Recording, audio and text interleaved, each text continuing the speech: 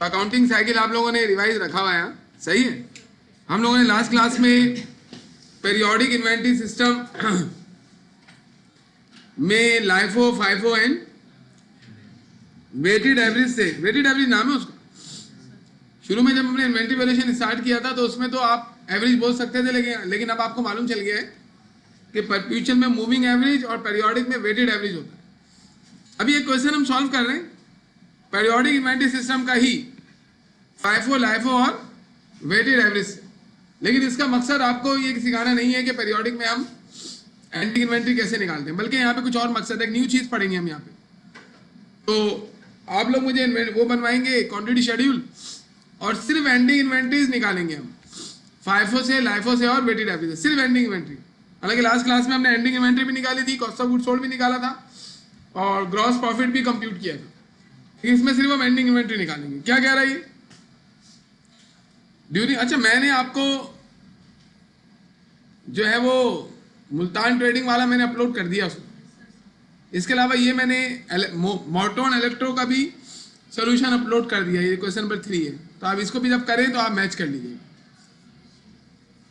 अभी ये जावेदीन को वाला मैंने पहले ही अपलोड कर दिया है, आज जो हम पढ़ेंगे वो पहले ही अपलोड करके मैं आया हूँ। तो आपको आप जाके डाउनलोड कर लीजिएगा। नेक्स्ट जो लेसन आ रहा होगा ना उसमें वेबसाइट पे, नेक्स्ट लेसन में वहाँ फाइल्स होंगी। During the year 2014 the following transaction appear in the ledger card of Javedin company. अब जावेदीन कंपनी ने देखें क्या क्या किया। जनवरी 1 को बैलेंस रखा हुआ है 1,05,000 यूनिट 6.25 ईच। ये क्या है हमारी बिगिनिंग इन्वेंट्री। फिर ये सारे परचेजेज आ रहे हैं, हम लोग क्या करेंगे बिगिनिंग इन्वेंट्री और परचेजेस के यूनिट्स और कॉस्ट को सम करके cost of goods available for sale और units available for sale compute कर लेंगे। अभी बता रहे हैं कि जो सेल हुई है ना साल के दौरान वो हुई है 3,05,000 यूनिट। मैंने आपको बताया था क्वांटिटी शेड्यूल में अगर यूनिट सोल्ड दे दे तो टोटल यूनिट्स में से उसको लेस करके एंडिंग यूनिट्स निकाल लेना, एंडिंग यूनिट्स दे रहे तो उसको लेस करके यूनिट सोल्ड निकाल लेना। इसने बताया है 3,05,000 यूनिट बिके हैं और एक यूनिट 20 रुपए का बिका है। What is this 20 rupees selling price. इसको हम लोग रेवेन्यू में ले सकते हैं, रेवेन्यू निकालते हैं, सही है। तो आइए हम इसका जो वो सोल्यूशन करते हैं। सबसे पहले हम यहाँ लिख लेंगे कि हम जावेद एंड कंपनी का यानी को का ये बना रहे हैं क्वांटिटी शेड्यूल। आपके पास ये सवाल मौजूद है। सबसे पहले बैलेंस है, बिगनिंग इन्वेंट्री, डेट क्या है Jan 1, ईयर क्या है 2014। तो आप लिखेंगे 2014 Jan 1 जी। बिगिनिंग इन्वेंट्री कितने यूनिट्स हैं बिगिनिंग इन्वेंट्री में 1,05,000 यूनिट है। आप लोग देखते रहिए ना साथ साथ 6.2, तो 1,05,000 यूनिट और एक यूनिट है हमारा 6.2 का। तो इसको हम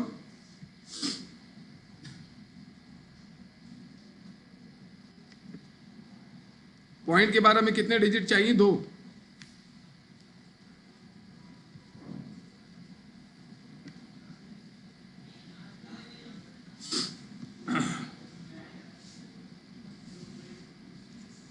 दो डिजिट हमारे पास आ जाएंगे।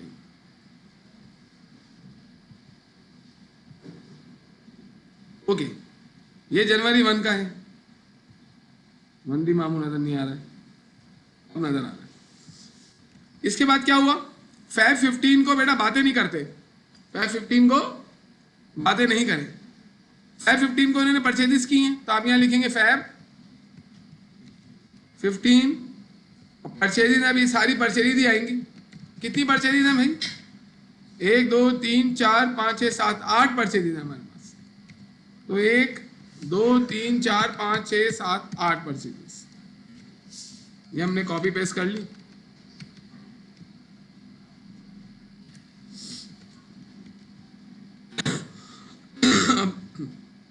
जनवरी 15 की कितनी परचेज है बेटा 65,000 और एक यूनिट कितने का परचेज किया हमने 6.0, सही है 6.00। इसके बाद फिर इन्होंने परचेजेस की हैं कब मार्च 20 45,000 यूनिट। तो मार्च 20 ये आपने पहले ही सीखा हुआ है 45,000 यूनिट, एक यूनिट है 6.5 ईच। फिर इसके बाद इन्होंने कब परचेजिंग की है? मैं 18 को 20,000 यूनिट, तो मैं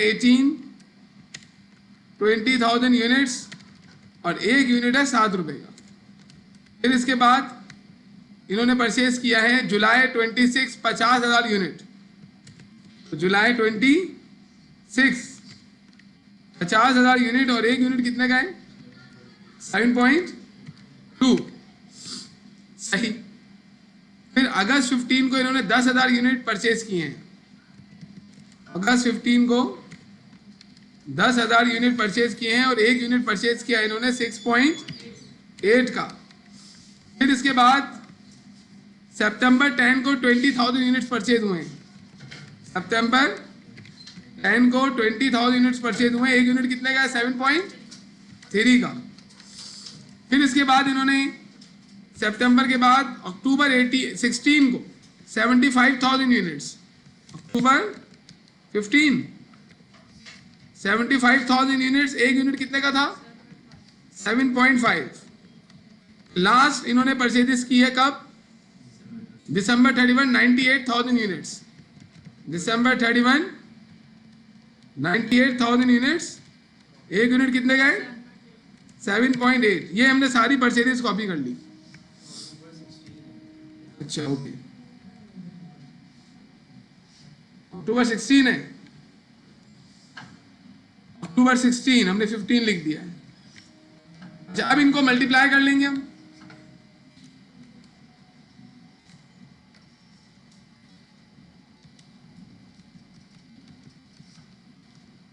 ये तमाम यूनिट्स की टोटल कॉस्ट आ गई। अब इनको सम कर लेंगे आप, यूनिट्स को भी सम कर लेंगे और कॉस्ट को भी। तो हमारे पास आ जाएगा cost of goods available for cell and units available for cell. हम लिख देंगे अवेलेबल फॉर सेल। अब क्वेश्चन में हमें क्या दिया हुआ है? इन्होंने हमें बताया कितने यूनिट बिक गए। हम क्या करेंगे? जितने यूनिट बिक गए हैं उसको लेस कर लेंगे, लेस यूनिट्स सोल्ड। कितने यूनिट्स बिक गए? 3,05,000, ये बोला है ना उसने यार। इसको तो हम यहीं पे क्लोज कर देंगे क्योंकि इसका ही हमें मालूम करना है कि इसमें से कितनी कॉस्ट यूनिट सोल्ड की है और कितनी कॉस्ट एंडिंग यूनिट्स की है। कोई नहीं यार, बात अभी तक हमारे सामने नहीं आई। ये हमारे आ गए ending units. Already schedule complete हो गया हमारा। अब क्या करना होता है हमें? इसने बोला है कि आप क्या करें, एंडिंग इन्वेंट्री निकालें। देखिए इसने एंडिंग इन्वेंट्री मांगी है वेटेड एवरेज से, फाइफो से और लाइफो से, और फिर नीचे ही मांग रहा है कंपैरेटिव इनकम स्टेटमेंट। ये हमारे लिए न्यू चीज होगी, इसको बनाने के लिए हम एंडिंग इन्वेंट्री निकाल दें। और कंपैरेटिव इनकम स्टेटमेंट में क्या करना होता है हमें? Last in first out, first in first out and weighted average का कंपैरिजन करेंगे कि इन तीनों मेथड्स में ending inventories, cost of goods sold और ग्रॉस प्रॉफिट में क्या डिफरेंस है, क्योंकि इन तीनों अमाउंट में डिफरेंस होता है इन तीनों मेथड्स की मदद से जो हम काम करते हैं उसमें। तो इस वजह से कंपैरेटिव इनकम स्टेटमेंट बनाया जाता है पीरियोडिक में, पर फ्यूचर में भी बन सकता है, लेकिन हम पीरियोडिक में बनाते हैं। पर फ्यूचर में क्या करोगे? तीनों देखिए, सेल्स तीनों की सेम होती है, एंडिंग इन्वेंट्री तीनों की डिफरेंट होगी, कॉस्ट ऑफ गुड्स सोल्ड तीनों की डिफरेंट होगी और ग्रॉस प्रॉफिट तीनों का डिफरेंट होगा। वो भी हम करेंगे। उससे पहले आप एंडिंग इन्वेंट्रीज निकलवाएं। पहले हम फाइफो से कर रहे हैं, हालांकि उसने वेटेड एवरेज से बोला पहले फाइफो से कर रहे हैं, तो देखिए इसी की मदद से काम हो जाएगा। आप मुझे बताएं कितने एंडिंग इन्वेंट्री की कॉस्टिंग कर रहे हैं ना। फाइफो मतलब क्या होता है? लिस्ट, एंड वाले यूनिट लेंगे, तो फाइफो में शुरू वाले सारे यूनिट बिक चुके होंगे, हमें एंड वाले यूनिट उठाने हैं। तो आप मुझे बताएं एंड वाले यूनिट कितने बचे? 1,83,000। तो एंड वाले कौन कौन से बचाओगे? 98 ये बचा दोगे, बाकी इसके ऊपर वाले भी आप बचा देंगे 75,000 पूरे, और मजीद 10,000 आप बचाएंगे किसमें से? 20,000 में से। अब हम यहाँ पे लिख देंगे, क्या लिखेंगे आप? कि 10,000 units from purchases of September 10 eight the rate of ₹7.30 each. एक ये हमारी कॉस्ट लेयर बच गई। इसके बाद कौन सा बच गया? 75,000 units from purchases of October 16 at the rate of 7.50 each, और इसके अलावा 98,000 यूनिट्स बच गए from purchases of December 31 at the rate of rupees, जी बेटा 7.80 ईच। देखिए हमने सही लिखा है ना, ये इसमें कोई आप भी मेरे साथ काम किया करें, तो मैंने लिख दिया, उसको देख के नहीं चले जाए आप।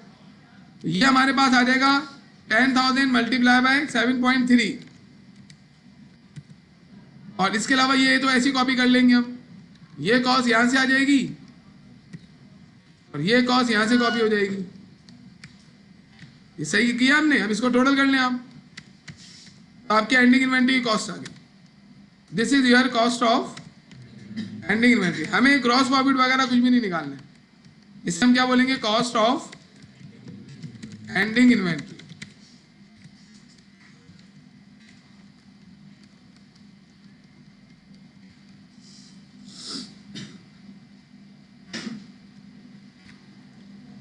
कॉस्ट ऑफ गुड्स सोल्ड वाला काम हम नहीं करेंगे। अब हम करेंगे लाइफो से एंडिंग इन्वेंट्री। लाइफो में हमारे पास कौन से यूनिट्स बच जाएंगे, ऊपर वाले, क्योंकि लाइफो में लास्ट वाले बिक जाते हैं। लाइफो मतलब fish first is still here, तो 1,05,000 ये बचा दो और 65 ये बचा दो, 1,70,000 हो गए। बाकी हमें मजीद 13,000 बचाना है, वो इसमें से बचा देंगे। सही है, तो अभी हम कर लेते हैं इसको। अब आप लोग लिखवाएंगे, सही है। तो आप क्या बोलेंगे, आप बोलेंगे 1,05,000 units from beginning inventory of Jan 1 eight the rate of rupees 6.2 each. ये हमने लिख दिया, 20 ईच। वही बात है बेटा, पॉइंट के बाद जो डिजिट आते हैं उसके एंड में आप कितने भी जीरो लगा दें, उसका कोई वैल्यू नहीं होती।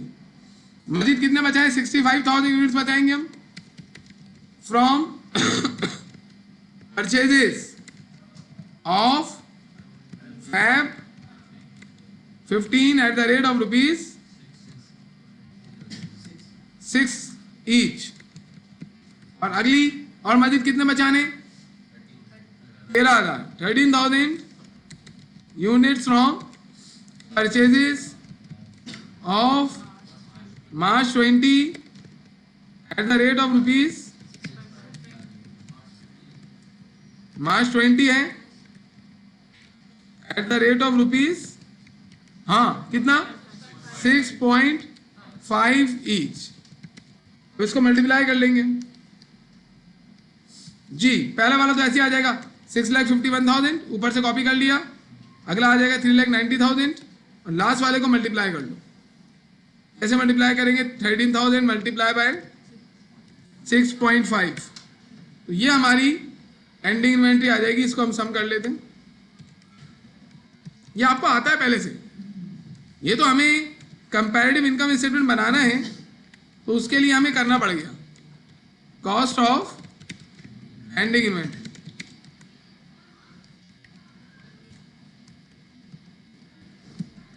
अभी आज हमारा लेक्चर बड़ा इंपॉर्टेंट है, जो अभी शुरू होगा कंपैरेटिव इनकम स्टेटमेंट से।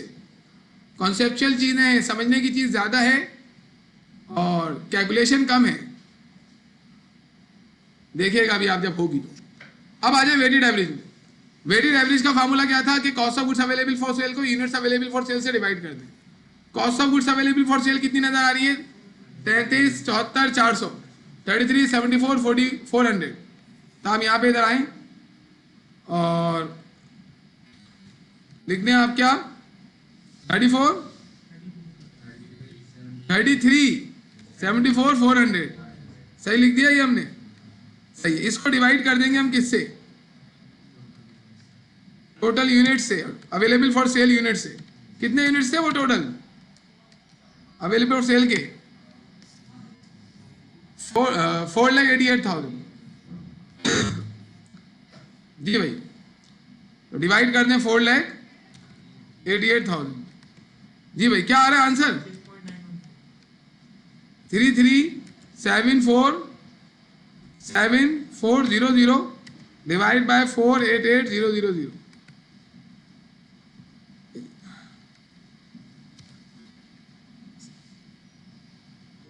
हमें 4 डिजिट लेने हैं ना, तो अभी 4 डिजिट ले लेते हैं इसमें।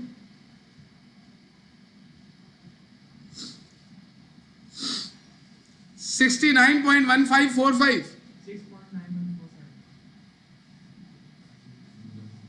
हाँ सही बोल रहे हो तुम, यही आनी चाहिए, मैंने गलत लिखा होगा। 33747400 4,88,000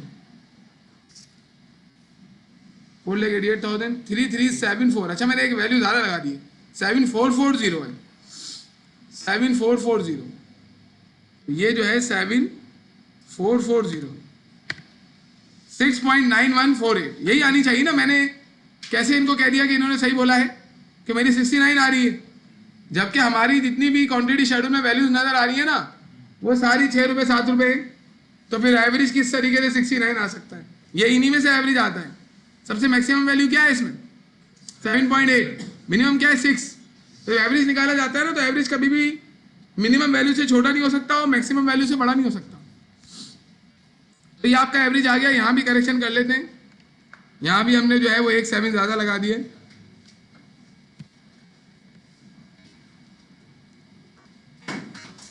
जी बेटा, अब इसके बाद क्या करना होता था? एंडिंग इन्वेंटरी निकालनी है। कितने यूनिट बच गए? कितने यूनिट बच गए? 1,83,000। इसको मल्टीप्लाई कर लेंगे, वो यूनिट कॉस्ट जो हमने अभी निकाली है। क्या यूनिट कॉस्ट निकाली है हमने? 6.9148।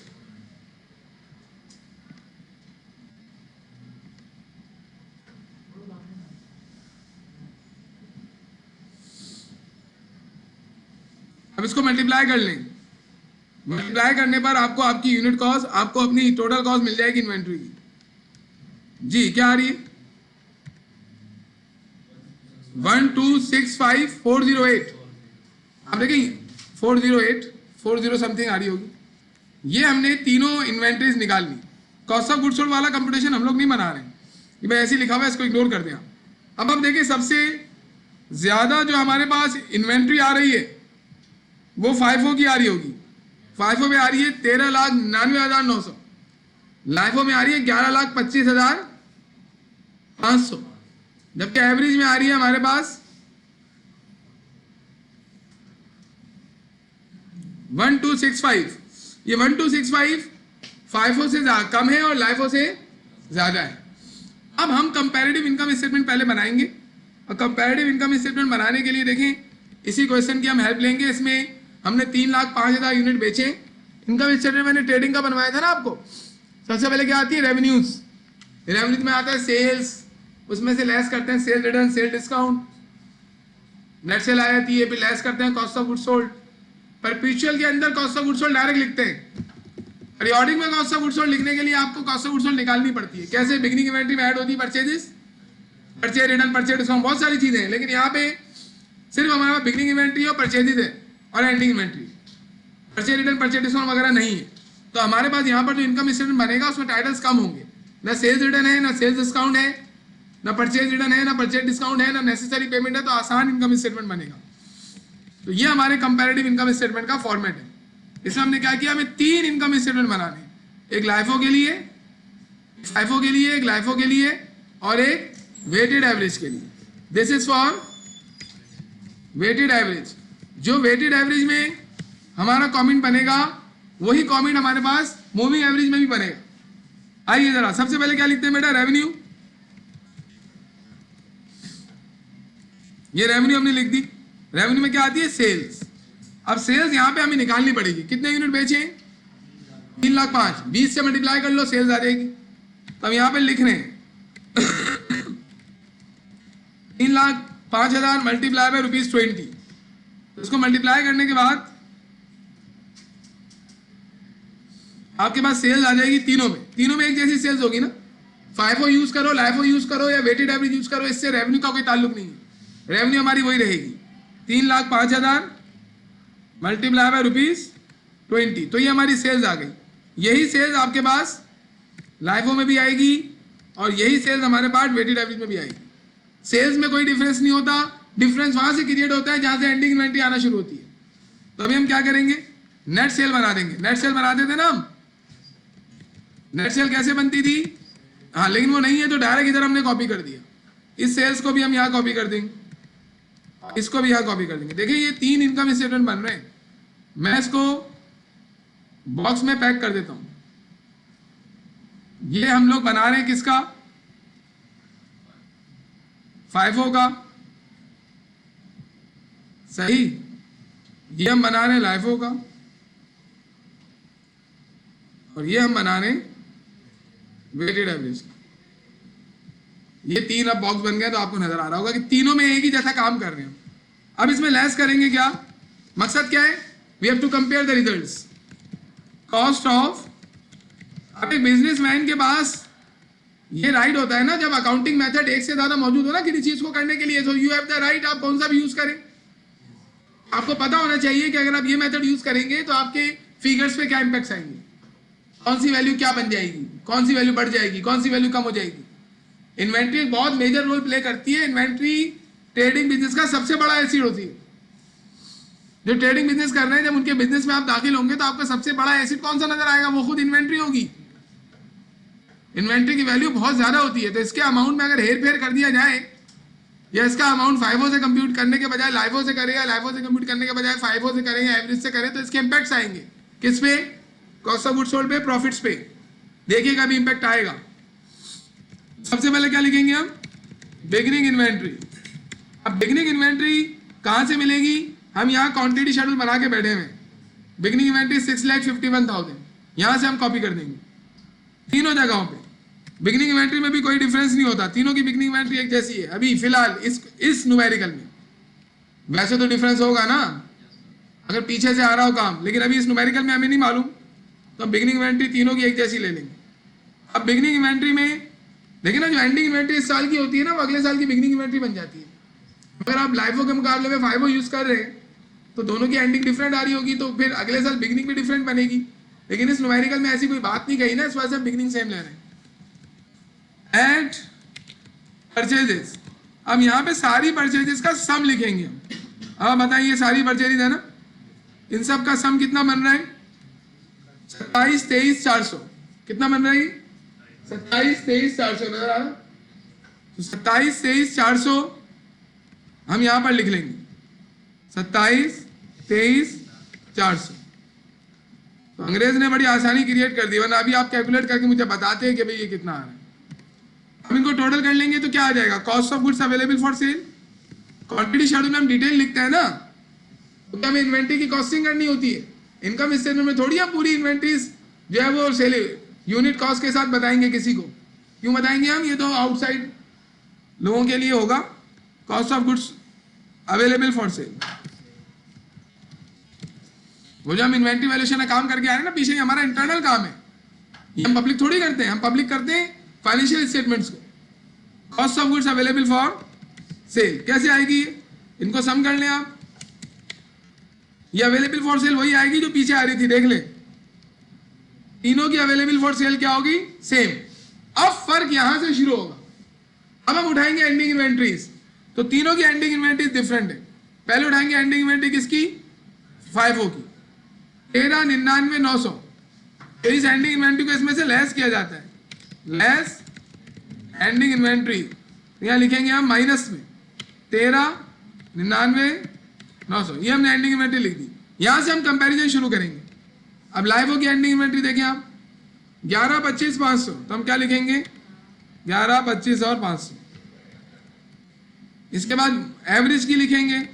एवरेज की एंडिंग इन्वेंट्री ये मौजूद है 12,65,408, तो हम लिखेंगे 12,65,408। सही लिख दिया हमने। अब आप खुद यहां से कंपैरिजन शुरू कर दें। हमारे न्यूमेरिकल में सबसे ज्यादा एंडिंग इन्वेंट्री नजर आ रही है हमें FIFO की, और सबसे कम एंडिंग इन्वेंट्री नजर आ रही है LIFO की। अब जब जिसकी एंडिंग इन्वेंट्री ज्यादा होगी ना, उसकी कॉस्ट ऑफ गुड्स सोल्ड खुद ब खुद कम हो जाएगी। जिसकी एंडिंग इन्वेंट्री कम होगी, क्योंकि देखें ये जो हमारे पास एंडिंग इन्वेंट्री है ना, ये भी इसी में से है। ये टोटल हमारी वैल्यू है कॉस्ट अवेलेबल फॉर सेल 33,74,400, ये टोटल वैल्यू है। इसमें से ही बिकेगी, इसमें से ही बचेगी।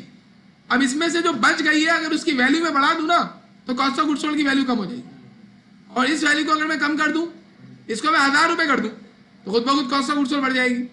और इसको अगर मैं कर दूं 33 लाख, ये वैल्यू क्या हो जाएगी, कॉस्ट ऑफ गुड्स सोल्ड कम हो जाएगी। There is the negative relationship between ending inventory and cost of goods sold. if you increase your ending inventory, cost of goods sold will decrease, and if you decrease your ending inventory, cost of goods sold will increase। अब हमारे पास ending inventory को less करके cost of goods sold को compute करने का time आ गया, तो हम क्या करेंगे, हाँ माइनस कर देंगे क्या, एंडिंग इन्वेंट्री। तो देखिए हमारी कॉस्ट ऑफ गुड्स सोल्ड आ गई। ये कॉस्ट ऑफ गुड्स सोल्ड हमने क्यों निकाली है, ताकि हम रेवेन्यू वो निकाल सके ना, अपना ग्रॉस प्रॉफिट। भाई रेवेन्यू में से, सेल में से cost of goods sold less होगा तो ग्रॉस प्रॉफिट निकलेगा। अब आप तीनों का ग्रॉस प्रॉफिट, तीनों का कॉस्ट ऑफ गुड्स सोल्ड निकाल लो। ये इसका कॉस्ट ऑफ गुड्स सोल्ड आ गया, ये इसका कॉस्ट ऑफ गुड्स सोल्ड आ गया। अब देखिए सबसे ज्यादा कॉस्ट ऑफ गुड्स सोल्ड किसकी नजर आ रही है आपको, सबसे ज्यादा कॉस्ट ऑफ गुड्स सोल्ड नजर आ रही है लाइफो की, क्योंकि उसकी एंडिंग इन्वेंट्री सबसे कम थी, तो उसका कॉस्ट ऑफ गुड्स सोल्ड बढ़ गया, तो उसका प्रॉफिट सबसे कम आएगा। जबकि इसकी कॉस्ट ऑफ गुड्स सोल्ड सबसे कम है, तो इसका प्रॉफिट सबसे ज्यादा आएगा। इसका मतलब है जिसकी एंडिंग इन्वेंट्री ज्यादा होगी उसका प्रॉफिट ज्यादा आएगा, जिसकी एंडिंग इन्वेंट्री कम होगी उसका प्रॉफिट कम आएगा, क्योंकि जिसकी एंडिंग इन्वेंट्री कम होगी उसकी कॉस्ट ऑफ गुड्स सोल्ड ज्यादा होगी। तो एंडिंग इन्वेंट्री कम होगी तो प्रॉफिट कम क्यों आ रहा है, क्योंकि कॉस्ट ऑफ गुड्स सोल्ड ज्यादा है, और एंडिंग इन्वेंट्री ज्यादा है तो प्रॉफिट ज्यादा क्यों आ रहा है, क्योंकि एंडिंग इन्वेंट्री ज्यादा होने से कॉस्ट ऑफ गुड्स सोल्ड कम हो गई है। इसी वजह से अब देखिए ग्रॉस प्रॉफिट निकालें आप। You have to analyse this at your home, बैठ जाए और मुराकबा करें। अब इनको कंपेयर कर लें आप, तो ये देखिए प्रॉफिट आया इसका, अब दूसरे का प्रॉफिट निकालें आप।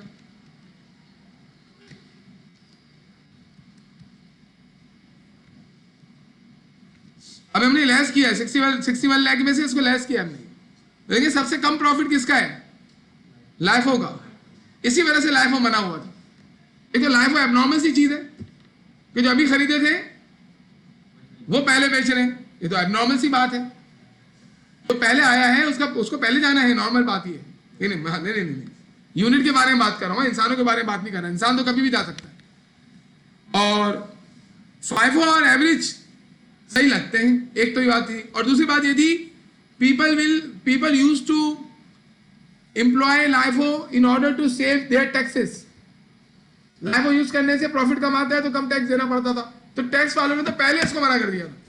तो अब दुनिया में इंटरनेशनल अकाउंटिंग स्टैंडर्ड भी लाइफो नहीं मानते, LIFO is disallowed, no company can use it. अब आप निकालेंगे क्या, ये आपका आ गया प्रॉफिट। अब इन तीनों चीजों को कंपेयर किया हमने, तो हमें नजर आ रहा है कि फाइफो में सबसे ज्यादा एंडिंग इन्वेंट्री, सबसे ज्यादा प्रॉफिट कंपैरेटिवली, और सबसे कम कॉस्ट ऑफ गुड्स सोल्ड आती है। ऐसा कब होता है, ऐसा उस वक्त होता है, कोई बता दे कब होता है ऐसा। ऐसा हो सकता है कि फाइफो में सबसे कम एंडिंग इन्वेंट्री आए।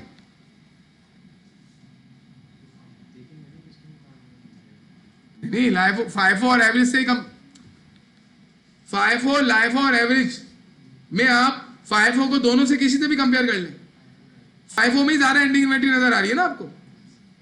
फाइफो की एंडिंग इन्वेंट्री लाइफो से भी ज्यादा है और वेटेड एवरेज से भी ज्यादा है, और कॉस्ट ऑफ गुड्स और प्रॉफिट भी फाइफो का दोनों के मुकाबले में ज्यादा है। तो मैं पूछ रहा हूं कि फाइफो का जो एंडिंग इन्वेंट्री है वो दोनों के मुकाबले में ज्यादा है, तो क्या ऐसा हो सकता है कि फाइफो की एंडिंग इन्वेंट्री कम आए दोनों के मुकाबले में?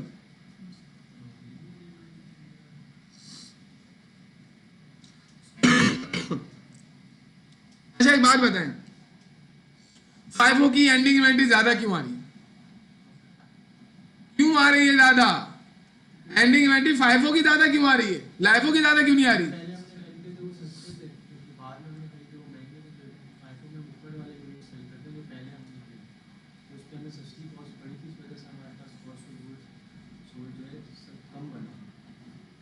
सही बोल रहे हैं आप, ये डिस्कस भी किया था मैं लास्ट क्लास में। याद रखा है, बड़ी बात है कि फाइफो में हम जो यूनिट बेचते हैं ना, वो अर्लियर वाले बेच देते हैं, जो कि सस्ते होते हैं, तो कॉस्ट ऑफ गुड्स सोल्ड कम हो जाती है। और जो बचते हैं फाइफो में हमारे पास यूनिट, वो बचते हैं एंड वाले, जो कि महंगे होते हैं। तो एंड वाले महंगे क्यों होते हैं? क्योंकि प्राइसेस बढ़ रही हैं। लेकिन अगर प्राइसेस बढ़े ना, बल्कि प्राइसेस कम होना शुरू हो जाए, भाई लगातार प्राइसेस बढ़ रही है ना, ये आप देखिए क्वांटिटी शेड्यूल में देखें आप, ऑन एन एवरेज आप देखें तो प्राइसेस बढ़ रही है 6.2, फिर उसके बाद देखो बढ़ी रही है नॉर्मली, ज्यादातर प्राइसेस बढ़ रही हैं। इसे कहते हैं कि इन्फ्लेशन आ रहा है। इन्फ्लेशन अगर आएगा तो वो होगा जो अभी आपको यहां पे नजर आ रहा है। लेकिन अगर डिफ्लेशन हो जाए, डिफ्लेशन मतलब ये प्राइसेस बढ़ने के बजाय कम होना शुरू हो जाए, तो फिर ऐसी कंडीशन में 5O में जो यूनिट बचेंगे ना एंडिंग वाले, वो सस्ते होंगे, तो एंडिंग इन्वेंट्री कम हो जाएगी 5O में। और लाइफो में जो यूनिट बचेंगे वो ऊपर वाले बचेंगे, वो महंगे होंगे, तो उनकी एंडिंग इन्वेंट्री बढ़ जाएगी। It means this is not the universal truth that ending inventory will be higher in 5O always. तो आप ये नहीं बोलेंगे कि 5O में एंडिंग इन्वेंट्री ज्यादा होती है, गलत स्टेटमेंट है ये। आप बोलेंगे 5O में एंडिंग इन्वेंट्री उस वक्त ज्यादा आती है जब प्राइसेस कंसिस्टेंटली बढ़ रही हो। This is the final comment कि प्राइसेस कंसिस्टेंटली बढ़ रही हो तो 5O की एंडिंग इन्वेंट्री सबसे ज्यादा होगी, कॉस्ट ऑफ गुड्स सबसे कम होगी और प्रॉफिट सबसे ज्यादा होगा as compared to LIFO and average. But minimum तो देखना पड़ेगा ना ज्यादातर क्या हुआ है, एंड में कौन सी है। हम तो एक कांस्टेंट रुझान की बात कर रहे हैं कि अगर कांस्टेंट रुझान है कि प्राइसेस नॉर्मली बढ़ ही रही है या प्राइसेस नॉर्मली कमी हो रही है, तो हम प्रेडिक्ट कर सकते हैं ये वाली बात जो हमने बोली। लेकिन अगर एबनॉर्मल हो ये, कभी बढ़ रही है कभी कम हो रही है, कभी बढ़ रही है कभी कम हो रही है, then we can not make this comment. फिर ये कमेंट नहीं हो सकता। फिर तो आपको कैलकुलेट करना पड़ेगा, को अपना दिमाग लगाना पड़ेगा कि ज्यादा प्राइजेस कहाँ, मतलब हायर प्राइजेस शुरू में ज्यादा है या एंड में ज्यादा है। फिर आपको देखना पड़ेगा कि ज्यादातर हायर प्राइजेस कहाँ पर है। अगर ज्यादातर हायर प्राइजेस अर्ली जो है वो रीसेंट परचेज में है, तो फिर 5O में जो एंडिंग इन्वेंट्री बचेगी उसकी कॉस्ट ज्यादा हो जाएगी। यानी कि एंड वाली जो परचेजेज है वो महंगी अगर है तो 5O की एंडिंग इन्वेंट्री ज्यादा है। अब आप इसको देख लें। हमने लेकिन जो बात की है, जो हमने जुमले बोले हैं, वो हमने बोले हैं कि लगातार प्राइसेस बढ़ रही है, लगातार कम हो रही है। और होता यही है, नॉर्मली क्या होता है, लगातार प्राइसेस बढ़ रही होती है। कम कब हुई है किसी चीज की प्राइस, वो मामू बना रहे होते हैं। आप देखेंगे तो इफेक्टिवली कम नहीं हुई होती। 100 रुपये बढ़ाकर अगर मैं 20 रुपये कम कर दूं तो 80 रुपये बढ़ाई है ना प्राइस, इसका मतलब है। तो वो बढ़ी है, वो कम नहीं हुई। वो आपको जो है वो लॉलीपॉप खिलाया उन्होंने कि हमने 20 रुपये कीमत कम कर दी, 20 रुपये कम नहीं की उन्होंने, 80 रुपये बढ़ाई है। मेरा अल्लाह उनकी मदद फरमाए। अब मुझे बताएं कि अगर मैं ये बात बोलूं कि प्राइजेज अगर लगातार बढ़ रही है, देख रहे हैं आप कि हमने पहले से आपके लिए गोला गंडा बना के रखा हुआ है कि अगर 5O में देखें, अगर प्राइसेस लगातार बढ़ रही है तो 5O की एंडिंग इन्वेंट्री हायर होगी, लाइफो की लोअर होगी और इसकी इन बिटवीन होगी। और cost of goods sold 5O की सबसे कम होगी, लाइफो की सबसे ज्यादा होगी और इसकी इन बिटवीन होगी। और प्रॉफिट 5O का सबसे ज्यादा होगा। देखिए जिसकी इन्वेंट्री ज्यादा होती है ना एंडिंग, उसका प्रॉफिट भी ज्यादा होता है। इन्वेंट्री और प्रॉफिट ये पॉजिटिवली रिलेटेड है। कितनी, देखिए इन्वेंट्री एसिड है और प्रॉफिट क्या होता है, एसिड का बढ़ना। और अगर इन्वेंट्री ज्यादा है इसका मतलब क्या हुआ कि आपका प्रॉफिट बढ़ेगा। लाइफो में देखिए इन्वेंट्री कम है तो प्रॉफिट भी कम हो गया। तो this is a comparison if the prices are consistently rising. Inflation वाला केस, डिफ्लेशन वाला केस इसका रिवर्स हो गया कि अगर डिफ्लेशन आ रहा है तो 5O की एंडिंग इन्वेंट्री सबसे कम होगी, लाइफो की सबसे ज्यादा होगी और इन बिटवीन। ये मैं आपको सेंड कर दूंगा। अब मुझे बताएं, अभी हमारा कंपैरेटिव इनकम स्टेटमेंट कंप्लीट नहीं हुआ है, अभी उसको बना रहे हैं, अभी तो हमने ये कंपैरिजन करना है। अब आए जरा सवाल में आए, क्वेश्चन में क्या लिखा हुआ है। क्वेश्चन में लिखा हुआ है prepare comparative income statement showing the effects of 3 alternative inventory valuation method. Selling and admin expenses total 5 lakh, ये ऑपरेटिंग एक्सपेंसेस को भी कहते हैं। ऑपरेटिंग एक्सपेंस की दो तीन काइंड बन जाती है। सेलिंग एक्सपेंसेस मतलब ऐसा ऑपरेटिंग एक्सपेंस जो गुड्स को सेल करने से रिलेटेड हो। मिसाल के तौर पर सेलमैन का कमीशन, सेलमैन की सैलरी, सेल्स डिपार्टमेंट का डेप्रिसिएशन, एडवर्टाइजिंग, बैड डेट्स, ये सारे सेलिंग एक्सपेंसेस कहलाते हैं। और एडमिन एक्सपेंसेस कौन से होते हैं, ऑफिस वाले। लेकिन आप लोग तो इसे क्लासीफाई नहीं करते ना, आप लोग तो ऑपरेटिंग एक्सपेंस लिख रहे हैं डायरेक्ट, लेकिन ये क्लासीफाई इस तरीके से हो सकता है। लेकिन इसने तो सेलिंग एडमिन सब मिला के 5 लाख दे दिए, क्लासीफाई भी नहीं किया, इसने टोटल करके दे दिए। तो हम क्या करेंगे, हम अपने कंपैरेटिव इनकम स्टेटमेंट में इसको लेस करेंगे। क्या लिखेंगे, सेलिंग एंड एडमिन, यानी ये वो है, ये ऑपरेटिंग एक्सपेंसेस नहीं है। क्या ग्रॉस प्रॉफिट में से एक्सपेंसेस लेस होते थे, वही लेस कर रहा हूं। सेलिंग एंड एडमिनिस्ट्रेटिव एक्सपेंसेस, देखें हमारा कंपैरेटिव इनकम स्टेटमेंट का मेन काम खत्म हो चुका है जो हमने कर लिया, लेकिन इसमें एक स्टेप मैंने बढ़ाया इस वजह से क्योंकि इसमें एक बात आपको और नजर आएगी। कितने एक्सपेंसेस हैं? 5 लाख। ये आप लेस कर लेंगे तो आपका क्या आ जाएगा? इनकम। लेकिन ये इनकम टैक्स से पहले की होगी, देखिए टैक्स भी लगा रही है 45% टैक्स, यानी आपने तो कमाया उसमें से 45, हर 100 रुपए में से 45 रुपए हुकूमत को दे रहे हैं आप, 55 रुपए आपकी जेब में जा रहे हैं। कैसा लगेगा आपको? आप बोलेंगे यार ये क्या मुसीबत हो गई। इसको बोलते हैं इनकम बिफोर टैक्स।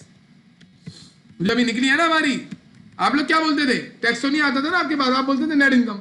आज आपको मालूम चल गया अगर टैक्स एक्सपेंस आया तो अलग से लेस होता है, वो ऑपरेटिंग एक्सपेंस में नहीं लिखते हम, अलग से नीचे लेस करते हैं। ऑपरेटिंग एक्सपेंस में इंटरेस्ट और टैक्स को नहीं लिखेंगे, अलग से लेस करेंगे। 2 एक्सपेंसेस बताया था मैंने पहले आपको जी। अब आप देखिए सबसे ज्यादा मुझे बताएं टैक्स किस में देना पड़ेगा हमें। अब हम लेस करेंगे इनकम टैक्स। ये इनकम टैक्स है, इनकम टैक्स कितना % देना है जी? मुझे बताएं सबसे ज्यादा किस पर देना पड़ेगा? फाइफो वाले में, फाइफो वाले को, लाइफो वाले को, एवरेज वाले को? लाइफो वाले को कैसे? फाइफो वाले को, क्योंकि उसकी इनकम ज्यादा है। तो आप क्या करेंगे? इसका 45% टैक्स आप लेस कर देंगे।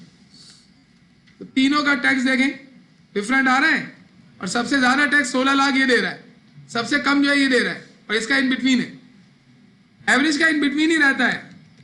अब आपकी नेट इनकम आ जाएगी जी। This is your net income, तीनों मेथड की। और सबसे ज्यादा नेट इनकम किसकी आएगी? आनी तो उसी की चाहिए, सही भाई। और सबसे कम इसकी आ गई, इसकी इन बिटवीन आ गई। This is your complete comparative income statement. इसको भी बनवा दिया हमने, और हमने यही बता दिया कि फाइफो, लाइफो और एवरेज के कंपैरिजन में आपको ये देखना पड़ता है कि प्राइसेस बढ़ रही है कम हो रही है। अगर आपको पेपर ने पूछ लिया कि compare the results of FIFO, LIFO and average method, ये ना बताया कि इन्फ्लेशन है या डिफ्लेशन है, तो आप किसके लिहाज से लिखेंगे? आप इन्फ्लेशन वाला लिखेंगे, क्योंकि नॉर्मली इन्फ्लेशन होता है। ओके, अब हम लोग बहुत इंपॉर्टेंट पॉइंट पढ़ने जा रहे हैं। ये बहुत ज्यादा ही इंपॉर्टेंट पॉइंट। क्यों? We are going to study what are the effects. अच्छा एक बात बताएं पहले तो मुझे, आपके ऑर्गेनाइजेशन में साल के एंड में पीरियोडिक में एंडिंग इन्वेंट्री काउंट होगी, कॉस्ट निकाली जाएगी ना उसकी। इसमें एरर हो सकता है? एरर। अब आप अगर किसी गोदाम में जाएं, किसी कंपनी के अभी जाएं आप, तो आपको पता चलेगा बड़े बड़े शेल्फ लगे हुए होते हैं, सीढ़ियां लगा लगा कर आपको चढ़ के इन्वेंट्री को निकालना पड़ेगा। इतनी ज्यादा इन्वेंट्री होती है, और बहुत बड़ा जो है वो गोदाम होता है, स्टोर रूम। अब आप जाके उसमें काउंटिंग करेंगे ना, तो उसमें टीम काउंटिंग कर रही होती है, पूरी टीम होती है, डिफरेंट टीम्स लगी हुई होती है। अब अकबर भाई की टीम ने एक शेल्फ को काउंट किया, तो असलम भाई की टीम ने भी उस शेल्फ को काउंट कर लिया, डबल काउंटिंग हो गई। या फिर असलम भाई ने काउंट नहीं किया ये सोच के कि अकबर भाई ने काउंट करवा लिया हो, तो काउंटिंग कम हो गई। एरर है ना ये। किसी इन्वेंट्री को दोबारा से काउंट कर लेना, या कम काउंट कर लेना, या छोड़ देना, इस तरीके से आपकी इन्वेंट्री में एरर आ सकता है। अब अगर आपकी इन्वेंट्री गलत काउंट होगी तो कॉस्ट ऑफ गुड्स सोल्ड भी गलत निकलेगी, प्रॉफिट भी गलत निकलेगा, सारे आपके आगे जो रिजल्ट्स हैं वो गलत निकलेंगे। और एंडिंग इन्वेंट्री की काउंटिंग में जो एरर्स होते हैं ना, वो बड़े बड़े एरर्स होते हैं, पूरा शेल्फ छूट जाएगा आपसे, करोड़ों की इन्वेंट्री लगी हुई उसमें, आप समझे कि हो गई काउंटिंग, या आपने गलत रिकॉर्ड मेंटेन कर दिया। एक शेल्फ में 2000 यूनिट थे, आपने उसे 20,000 लिख दिया, एक जीरो बढ़ाया सिर्फ आपने। वो एक जीरो से क्या कहानी होगी, कितनी सारी इन्वेंट्री में गलती आ जाएगी। तो अब आप अगर अकाउंटेंट हैं या आप बिजनेस रन कर रहे हैं, तो ये आपको पता होना चाहिए कि अगर इन्वेंट्री की काउंटिंग में और कॉस्टिंग में एरर आया तो कहाँ कहाँ कितना कितना मसला हो सकता है। अब अगर मैंने एंडिंग इन्वेंट्री गलत काउंट की, तो वही एंडिंग इन्वेंट्री में अगले साल की बिगनिंग इन्वेंट्री बना दूंगा, तो अगले साल की भी कैलकुलेशन गलत हो जाएगी। इस साल एंडिंग इन्वेंट्री आ रही थी 9 लाख, मैंने काउंट करके 8 लाख रुपए निकाली इन्वेंट्री, 9 लाख आनी चाहिए थी, 8 लाख निकाली, तो इस साल की एंडिंग गलत हो गई, इस साल का प्रॉफिट कॉस्ट ऑफ गुड्स गलत हो गया ना। अगले साल की ओपनिंग भी गलत लिखेंगे आप, क्योंकि अगले साल की ओपनिंग 9 लाख आनी थी, आप 8 लाख लिख रहे हैं उसको। तो we are going to study कि अगर ये एरर हो जाए तो फिर क्या होगा। तो इसके लिए हमने कुछ काम किया हुआ है।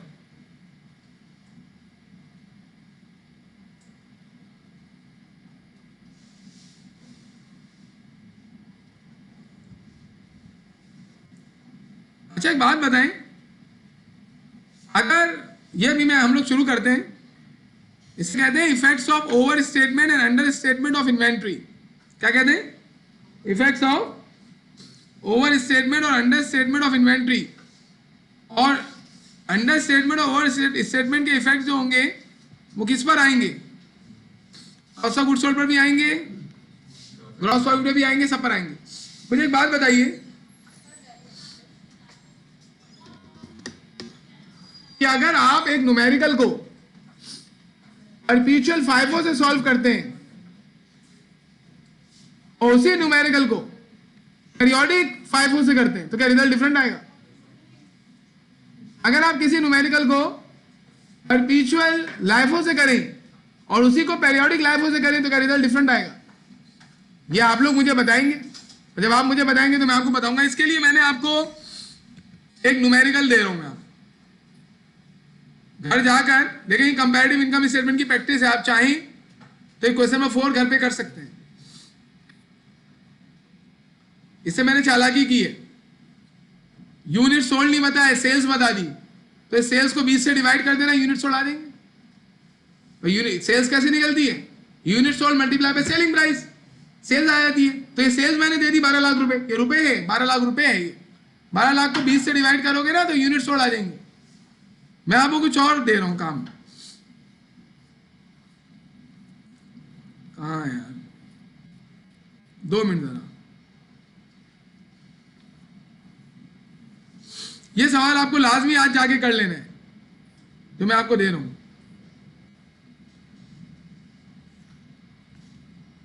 ये क्वेश्चन करेंगे आप। Question number 2, page number 6। बातों A1 quality company furnish the following information for the month of March 2014। ये परचेज का डाटा है, बिगिनिंग इन्वेंटरी नहीं है इनके पास, और ये सेल का डाटा है, यूनिट्स का। सेल के यूनिट्स टोटल कर लो कितने आ रहे हैं? 1550। 1550 जो है वो यूनिट सोल्ड है। तो आप क्वांटिटी शेड्यूल इसकी मदद से बनाओगे, परचेज की मदद से। अब इसमें से 1550 यूनिट सोल्ड लेस करोगे तो एंडिंग यूनिट्स आ जाएंगे। ये कह रहा है कि आपको ना ये क्वेश्चन फाइफो से करना है, लेकिन फिजिकल एंड परपेचुअल इन्वेंटरीज दोनों से। जो पेरियोडिक इन्वेंटरी सिस्टम है ना उसे फिजिकल इन्वेंटरी सिस्टम भी कहते हैं, क्योंकि जब तक उसमें फिजिकल इन्वेंटरी काउंट नहीं होती एंडिंग में जो है वो कॉस्ट ऑफ गुड्स सोल्ड नहीं आती। तो आपको फाइफो परपेचुअल से भी करना है, उसके लिए क्या बनेगा? कार्ड। और फाइफो पेरियोडिक से भी करना है, उसके लिए बनेगा क्वांटिटी शेड्यूल। फिर लाइफो परपेचुअल से भी करना है, लाइफो पेरियोडिक से भी करना है। तो पहला अभी सवाल करिए किससे?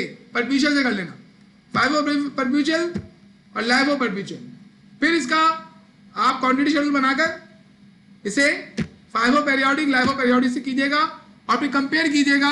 आसान सवाल है ये, सिर्फ इसमें आपको कंपैरिजन के लिए दे रहा हूं।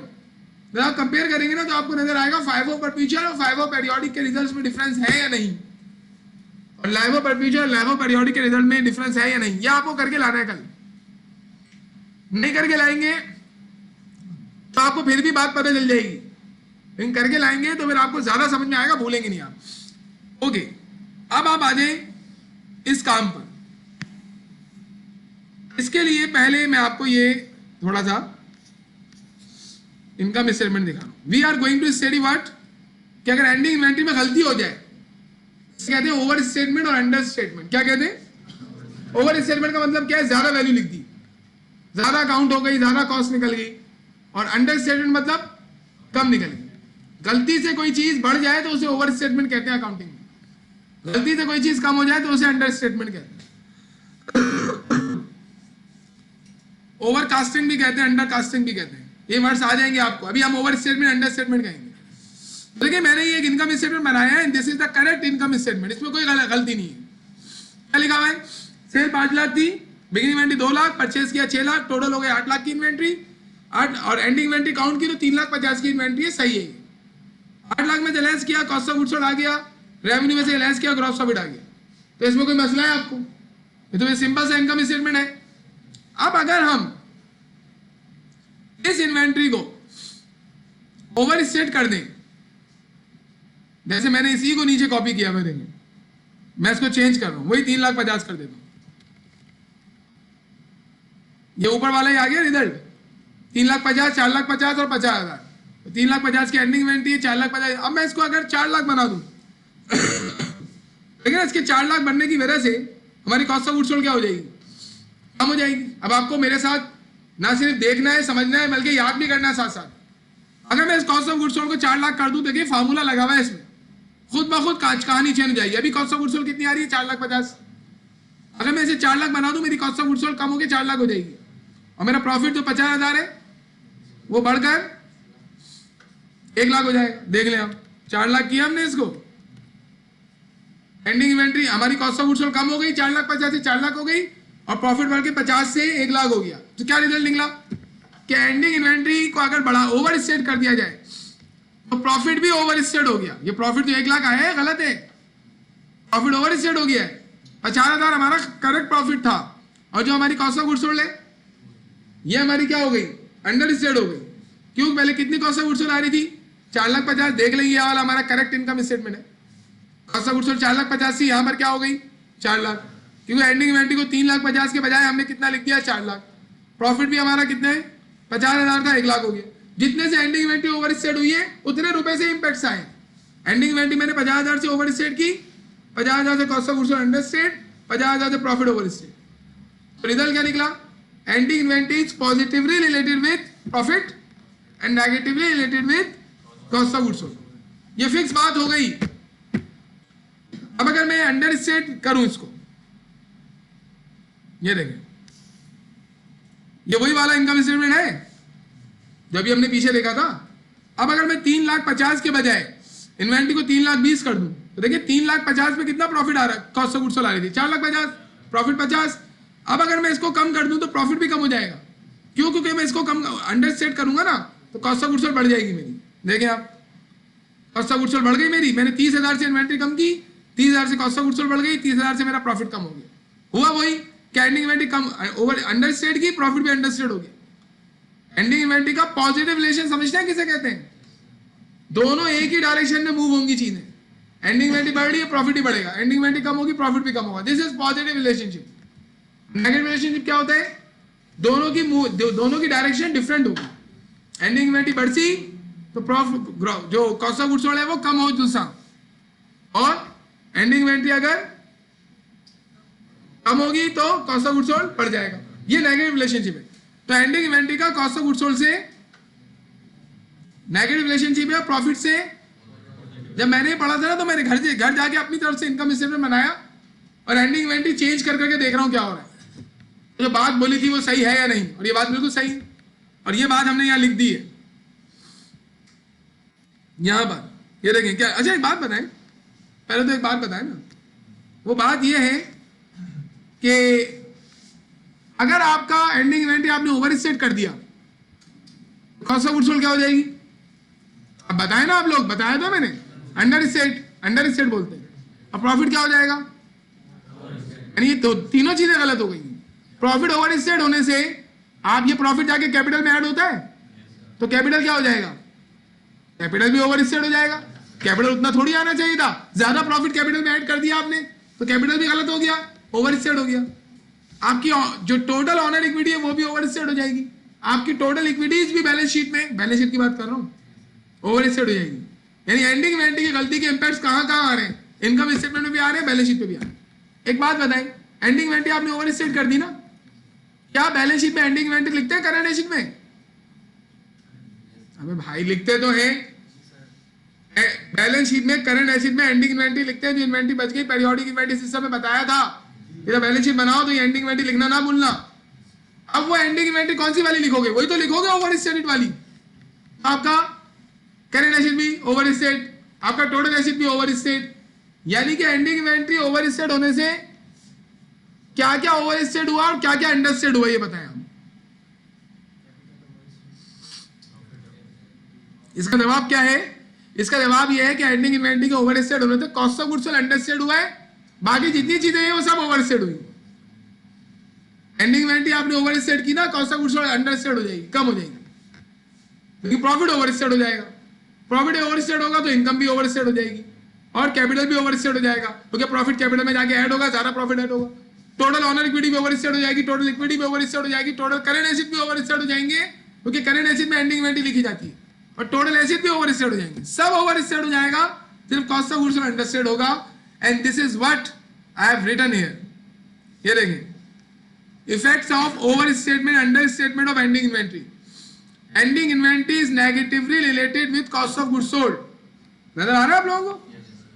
कॉस्ट ऑफ गुड्स सोल्ड से इसका नेगेटिव मनफी संबंध है, एंड पॉजिटिवली रिलेटेड विद किस किस से? Gross profit, net income, current asset, total asset, owner equity, total equity. Positive relationship का मतलब अच्छी बात नहीं है, ये अच्छी या बुरी बात नहीं बोलते इसको। पॉजिटिव रिलेशन, एक बच्चा बोल रहा था पॉजिटिव रिलेशनशिप है ना, ये तो अच्छा हुआ ना भाई, ये बात थोड़ी है। पॉजिटिव रिलेशनशिप का मतलब है कि एंडिंग इन्वेंटरी के साथ जो हुआ है ना, इस एंडिंग इन्वेंटरी के साथ जो हुआ है, इन सब के साथ भी वही हुआ है। ग्रॉस प्रॉफिट के साथ भी वही हुआ, इनकम के साथ भी वही हुआ, करंट एसेट के साथ भी वही हुआ, टोटल एसेट के साथ भी वही हुआ, ऑनर इक्विटी के साथ भी वही होगा, टोटल इक्विटी के साथ भी वही होगा। सिर्फ कॉस्ट ऑफ गुड्स सोल्ड के साथ उसके अगेंस्ट काम हुआ, opposite. Ending inventory over state की तो cost of goods sold understate हो गई। अब देखिए क्या लिखा हुआ है, if ending inventory is over stated. दोबारा लिख रहे हैं, ये तो हमने एक जर्नल स्टेटमेंट लिखा है। ये जर्नल स्टेटमेंट जो येलो कलर में आपको नजर आ रहा है, येलो बैकग्राउंड के साथ, ये जिसको याद है उसको सब वो खुद बना सकता है, ये आने वाली चीजें जो मैं लिख रहा हूं, लेकिन ये मैंने मसानों के लिए मजीद लिखा है। If ending inventory is over stated, cost of goods sold is under stated.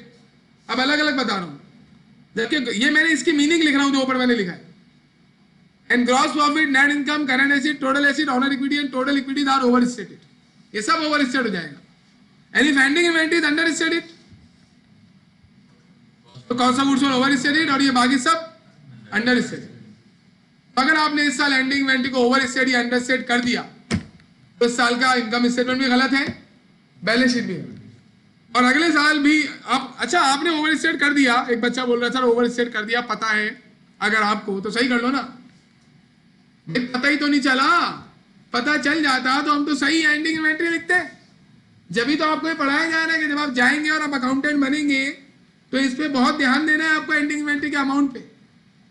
क्योंकि अगर आप ये समझ रहे हैं कि आपने सही एंडिंग इन्वेंटरी लिखी है और असल में वो ओवर स्टेट या अंडर स्टेट हुई है, तो कितने गलत फाइनेंशियल डाटा आप यूजर ऑफ अकाउंटिंग इंफॉर्मेशन को प्रोवाइड कर रहे होंगे, और आपकी गलती की वजह से आपका इनकम स्टेटमेंट बैलेंस शीट गलत बना और उसके बेस पे किसी यूजर ने कोई डिसीजन लिया इन्वेस्टमेंट का और उसे हो गया नुकसान, और वो आपकी बद एहतियाती की वजह से हुआ है, तो आप पे केस कर देगा वो। बड़ा अमाउंट उसका, बड़ी इन्वेस्टमेंट उसकी जाया हो सकती है। इसी वजह से आप ये नहीं समझे आप फाइनेंस मैनेजर बन जाएंगे तो आप बस रिलैक्स हैं, आप हुक्म चला रहे हैं, भाई ये काम कर दो वो काम कर दो, मैनेजर हूं मैं, सीधा होके सही तरीके से काम करो और पैसे ही आपको मिल रहे होंगे वगैरह वगैरह। रिस्पॉन्सिबिलिटी भी है कि आपका डाटा बिल्कुल फेयर एंड ट्रू होना चाहिए, ऐसा नहीं कि आप उसमें एरर्स करते बैठे हैं। अब आप बोल रहे हैं कि भाई एरर तो हमने थोड़ी, हम चाह रहे थे कि एरर हो जाए, एरर तो हो गया, ऐसे थोड़ी होता है। लॉ में आपको मालूम है ना, लॉ में क्या पढ़ा होगा आप लोगों ने, शायद अभी पढ़ लेंगे आप, कि अगर आपको कानून नहीं पता तो ये इस बात का मतलब वो नहीं बन सकता बहाना कि मुझे नहीं पता था मुझे छोड़ दो। कानून जब किसी मुल्क में बनता है ना तो आपको पता होना चाहिए। अब आप किसी बंदे की गर्दन उड़ा दें, आप बोले मुझे पता ही नहीं था गर्दन उड़ाने में फांसी की सजा होती है, इस तरीके से दूसरे लॉज भी आपको पता होने चाहिए। आप जो भी काम कर रहे हो उससे रेलेवेंट लॉज को मालूम करें कि इसमें क्या क्या चीजें होती है। जब आईसीए में पढ़ रहे हैं ना, इसके स्टूडेंट पर कौन कौन से लॉ लागू होते हैं, क्या करना है क्या नहीं करना है, ये आपको पता होना चाहिए। पता चल रहा है आप पर कोई चीज अप्लाई हो गई और आपने बोला ये तो मुझे पता ही नहीं था। तो इसी तरीके से एंडिंग इन्वेंटरी में ओवर स्टेटमेंट अंडर स्टेटमेंट नहीं होनी चाहिए। हो गई है तो कौन रिस्पॉन्सिबल है? चीफ फाइनेंशियल ऑफिसर, उसकी टीम पकड़ेंगे उसको, ऑनर छोड़ेंगे थोड़ी, तो यू आर रिस्पॉन्सिबल। जितनी बड़ी पोजीशन होती है उतनी बड़ी रिस्पॉन्सिबिलिटी भी आती है। अच्छा, अब मुझे बताएं कि एंडिंग इन्वेंट्री को अगर मैं अंडर स्टेट कर रहा हूं या ओवर स्टेट कर रहा हूं तो अगले साल की ओपनिंग भी अंडर स्टेट या ओवर स्टेट हो जाएगी। तो क्या बोल रहे हैं? मुझे अगले साल ही पता नहीं चला। नहीं पता चला ना, नहीं पता चला कि पिछले साल ओवर स्टेट में अंडर स्टेटमेंट हुई थी। अगर अगले साल के शुरू में ही आपको पता चल जाए कि ओवर स्टेट में अंडर स्टेटमेंट हुई थी तो आप क्या करेंगे? सही कर लेंगे आप उसको? नहीं पता चला तो अगले साल की ओपनिंग गलत लिखी हुई होगी, उसके इंपैक्ट से आएंगे। आइए देखते हैं। अब देखिए अगले साल का ये इनकम स्टेटमेंट है, ये अगले साल का ईयर 2 लिखा हुआ नजर आ रहा होगा। ये करेक्ट इनकम स्टेटमेंट है। मुझे पता है पिछले साल का ये करेक्ट इनकम स्टेटमेंट था ना, ईयर 1 करेक्ट ओरिजिनल। कितनी एंडिंग इन्वेंट्री नजर आ रही है? ये सही थी ना? अगर यही एंडिंग इन्वेंट्री जाती बिगिनिंग में तो देखिए आपका अवेलेबल फॉर सेल आ रहा है 8,50,000 और अगले साल की एंडिंग इन्वेंट्री आपने सही काउंट की, अगले साल गलती नहीं किया, लेकिन बिगिनिंग तो गलत है ना, ये आपको पता ही नहीं है, तो आपका ये प्रॉफिट और ये कॉस्ट ऑफ गुड्स सोल्ड है। लेकिन अगर आप गलती करते, ये गलत वाला इनकम स्टेटमेंट बनाते तो एंडिंग इन्वेंट्री कितनी लिखी आपने? 4 लाख। तो अगले साल की ओपनिंग भी देखें 4 लाख आती है। ये देखें, ये original year 2 beginning inventory over stated, ये ओवर स्टेट हो गया, 4 लाख हो गया। अब ये हमारा अगले साल का करेक्ट इनकम स्टेटमेंट होता 3,50,000 बिगिनिंग के साथ। अब ये बन रहा है गलत बिगिनिंग के साथ। तो देखिए इंपैक्ट क्या आ रहा है। पहले हमारा अवेलेबल फॉर सेल कितना आ रहा था? 8,50,000, ये करेक्ट होता, लेकिन बिगिनिंग 4 लाख लिखने की वजह से अवेलेबल फॉर सेल बढ़ गया 9 लाख। अवेलेबल फॉर सेल बढ़ा, इन्वेंट्री तो आपने एंडिंग सही लिखी है, लेकिन सही इन्वेंट्री भी लिखी है तो आपका कॉस्ट ऑफ गुड्स सोल्ड बढ़ जाएगा। देखिए कॉस्ट ऑफ गुड्स सोल्ड ऊपर कितना था? 3,50,000, सॉरी 5 लाख रुपए। अब ये जो अमाउंट है ना 8,50,000 अवेलेबल फॉर सेल का अमाउंट, इसके बढ़ने की वजह से आपकी कॉस्ट ऑफ गुड्स सोल्ड बढ़ती है, क्योंकि एंडिंग इन्वेंट्री अगले साल की आपने करेक्ट काउंट की है। गौर से सुने भाई। अब देखिए आपका कॉस्ट ऑफ गुड्स सोल्ड क्या हो गया? 5,50,000 हो गया। अब प्रॉफिट क्या हो गया? कम हो गया। प्रॉफिट कितना आ रहा है असल में सही वाला? 1 लाख। अब प्रॉफिट कितना हो गया? 50,000। इसका मतलब क्या हुआ कि अगर बिगिनिंग ओवर स्टेट हो जाए तो cost of goods available for cell बढ़ जाती है, जिसकी वजह से कॉस्ट ऑफ गुड्स सोल्ड बढ़ जाता है और प्रॉफिट क्या हो जाता है? कम। तो बिगिनिंग के ओवर स्टेट होने से कॉस्ट ऑफ गुड्स सोल्ड का कैसा रिलेशनशिप है? पॉजिटिव। जो पीछे आपने एंडिंग इन्वेंट्री के ओवर स्टेटमेंट अंडर स्टेटमेंट के इफेक्ट देखे ना, ये उसके रिवर्स है। अगर बिगिनिंग ओवर स्टेट हुई तो कॉस्ट ऑफ गुड्स सोल्ड भी ओवर स्टेट हो जाएगा। देखिए हो गया। बिगिनिंग का कॉस्ट ऑफ गुड्स सोल्ड से पॉजिटिव संबंध है कि अगर हम 4 लाख नहीं 3,50,000 ही बिगिनिंग लिखते तो cost of goods sold 5 lakh आती, लेकिन हमने 4 लाख बिगिनिंग इन्वेंट्री लिखी तो कॉस्ट ऑफ गुड्स सोल्ड कितनी होगी? 5,50,000। और प्रॉफिट कितना आ गया? 50। कितने से पिछले साल गलती हुई है? 50,000 से गलती हुई है। उसी 50,000 से हमारी इस साल प्रॉफिट कम आ गया। प्रॉफिट कम आएगा तो कम प्रॉफिट कैपिटल में जाके ऐड होगा। बताए ना आप लोग? कम प्रॉफिट ऐड होगा तो पिछले साल 50,000 रुपए ज्यादा प्रॉफिट ऐड हुआ था, इस साल 50,000 रुपए कम प्रॉफिट ऐड हुआ तो क्या हुआ? हाँ, अरे नहीं ना, तुम्हें मैंने 2-2 हज़ार रुपए हर दिन सैलरी देनी है। एक दिन मैंने तुम्हें 1,000 रुपए सैलरी दे दी, फिर अगले दिन बुला के 3,000 दे दी, बराबर हो गया ना हिसाब किताब? तो पिछले साल आपका प्रॉफिट कम आ रहा था, 50,000 से ज्यादा आ रहा था। एंडिंग इन्वेंट्री ओवर स्टेट की थी, प्रॉफिट ज्यादा आ रहा था। इस साल बिगिनिंग इन्वेंट्री के ओवर स्टेट होने से प्रॉफिट कम हो गया। ये कम प्रॉफिट जब, अच्छा इस साल का प्रॉफिट सही है, पिछले साल का प्रॉफिट सही है, दोनों गलत है। लेकिन जब ये प्रॉफिट कैपिटल में जाएगा तो पिछले साल ज्यादा प्रॉफिट किया था 50,000, इस साल कम गया कितना? तो कैपिटल के साथ क्या हुआ? बैलेंस हो गया ना, इसे कहते हैं काउंटर बैलेंस होना। क्या कहना? Counter balance. के पिछले साल एंडिंग इन्वेंट्री की गलती की वजह से प्रॉफिट ओवर स्टेट हुआ था तो ज्यादा प्रॉफिट कैपिटल में चला गया था।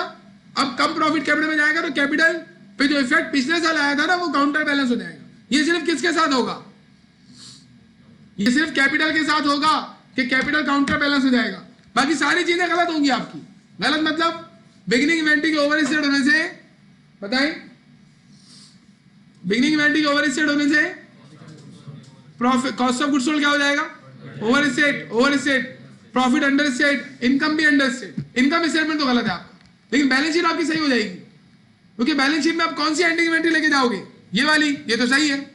इस साल की है ना, ये आपने सही काउंट की है, और कैपिटल भी आपका काउंटर बैलेंस हो जाएगा। यानी पहले साल जब आप एंडिंग इन्वेंटरी का एरर करेंगे तो इनकम स्टेटमेंट में भी एरर्स होंगे, बैलेंस शीट में भी, लेकिन नेक्स्ट ईयर जब यही एंडिंग इन्वेंटरी का एरर बिगिनिंग में ट्रांसलेट होगा तो अगले साल की सिर्फ इनकम स्टेटमेंट में एरर्स आएंगे, क्योंकि बिगिनिंग इन्वेंटरी सिर्फ कहां पाई जाएगी, बिगिनिंग इन्वेंटरी सिर्फ इनकम स्टेटमेंट में होती है ना, बैलेंस शीट में थोड़ी होती है। तो इनकम स्टेटमेंट में एरर आएगा, बैलेंस शीट में कोई एरर नहीं आएगा, बैलेंस शीट सही हो जाएगी। अब आप मुझे बताएं, एक क्लास में हम एंडिंग इन्वेंटरी ओवर और बिगिनिंग इन्वेंटरी के ओवर स्टेटमेंट अंडर स्टेटमेंट के इफेक्ट्स करवा रहे थे, तो बच्चे ने बोला सर याद कैसे होंगे ये, अभी मैं आपको बताता हूँ याद कैसे होंगे, आप भी यही सोच रहे होंगे। चले इधर आए एक और दफा, ये देखिए इस साल ये पहला साल है, एंडिंग इन्वेंटरी 3,50,000 लेनी थी ना, अगर हम 3,50,000 ही लेते तो ये इनकम स्टेटमेंट बनता ना हमारा, सही था ये, लेकिन हमने एंडिंग इन्वेंटरी कितनी ले ली, 3,20,000, 30,000 से अंडर स्टेट कर दी, प्रॉफिट भी अंडर स्टेट हो गया, ऊपर प्रॉफिट देखिए 50 है या 20 आ रहा। अब यही एंडिंग इन्वेंटरी अगले साल 3,20,000 हम गलत लेके जाएंगे तो ending opening inventory under state होगी तो ये भी कम हो जाएगा, ये कम होगा तो कॉस्ट ऑफ गुड्स सोल्ड भी कम निकलेगी। यानी बिगिनिंग इन्वेंटरी के अंडर स्टेट होने की वजह से cost of goods sold under state, profit over state. तो पिछले साल प्रॉफिट क्या हो गया था, अंडर स्टेट 30,000 से, अब ओवर स्टेट हो गया 30,000 से, दोनों इनकम स्टेटमेंट गलत। लेकिन पिछले साल 30,000 कम प्रॉफिट किया था कैपिटल में, इस दफा 30,000 ज्यादा चले जाएगा, कैपिटल क्या हो जाएगा, काउंटर बैलेंस। तो देखिए ये चीज हमने यहां लिखी है देखिए ये लिखा हुआ effects of over statement and under statement, ये आपको रटना नहीं है, मैं आपको एक तरीका बताऊंगा, आपको याद हो जाएगा ये। अगर आपने पूरी डिस्कशन गौर से सुनी है तो आपको याद हो जाएगा।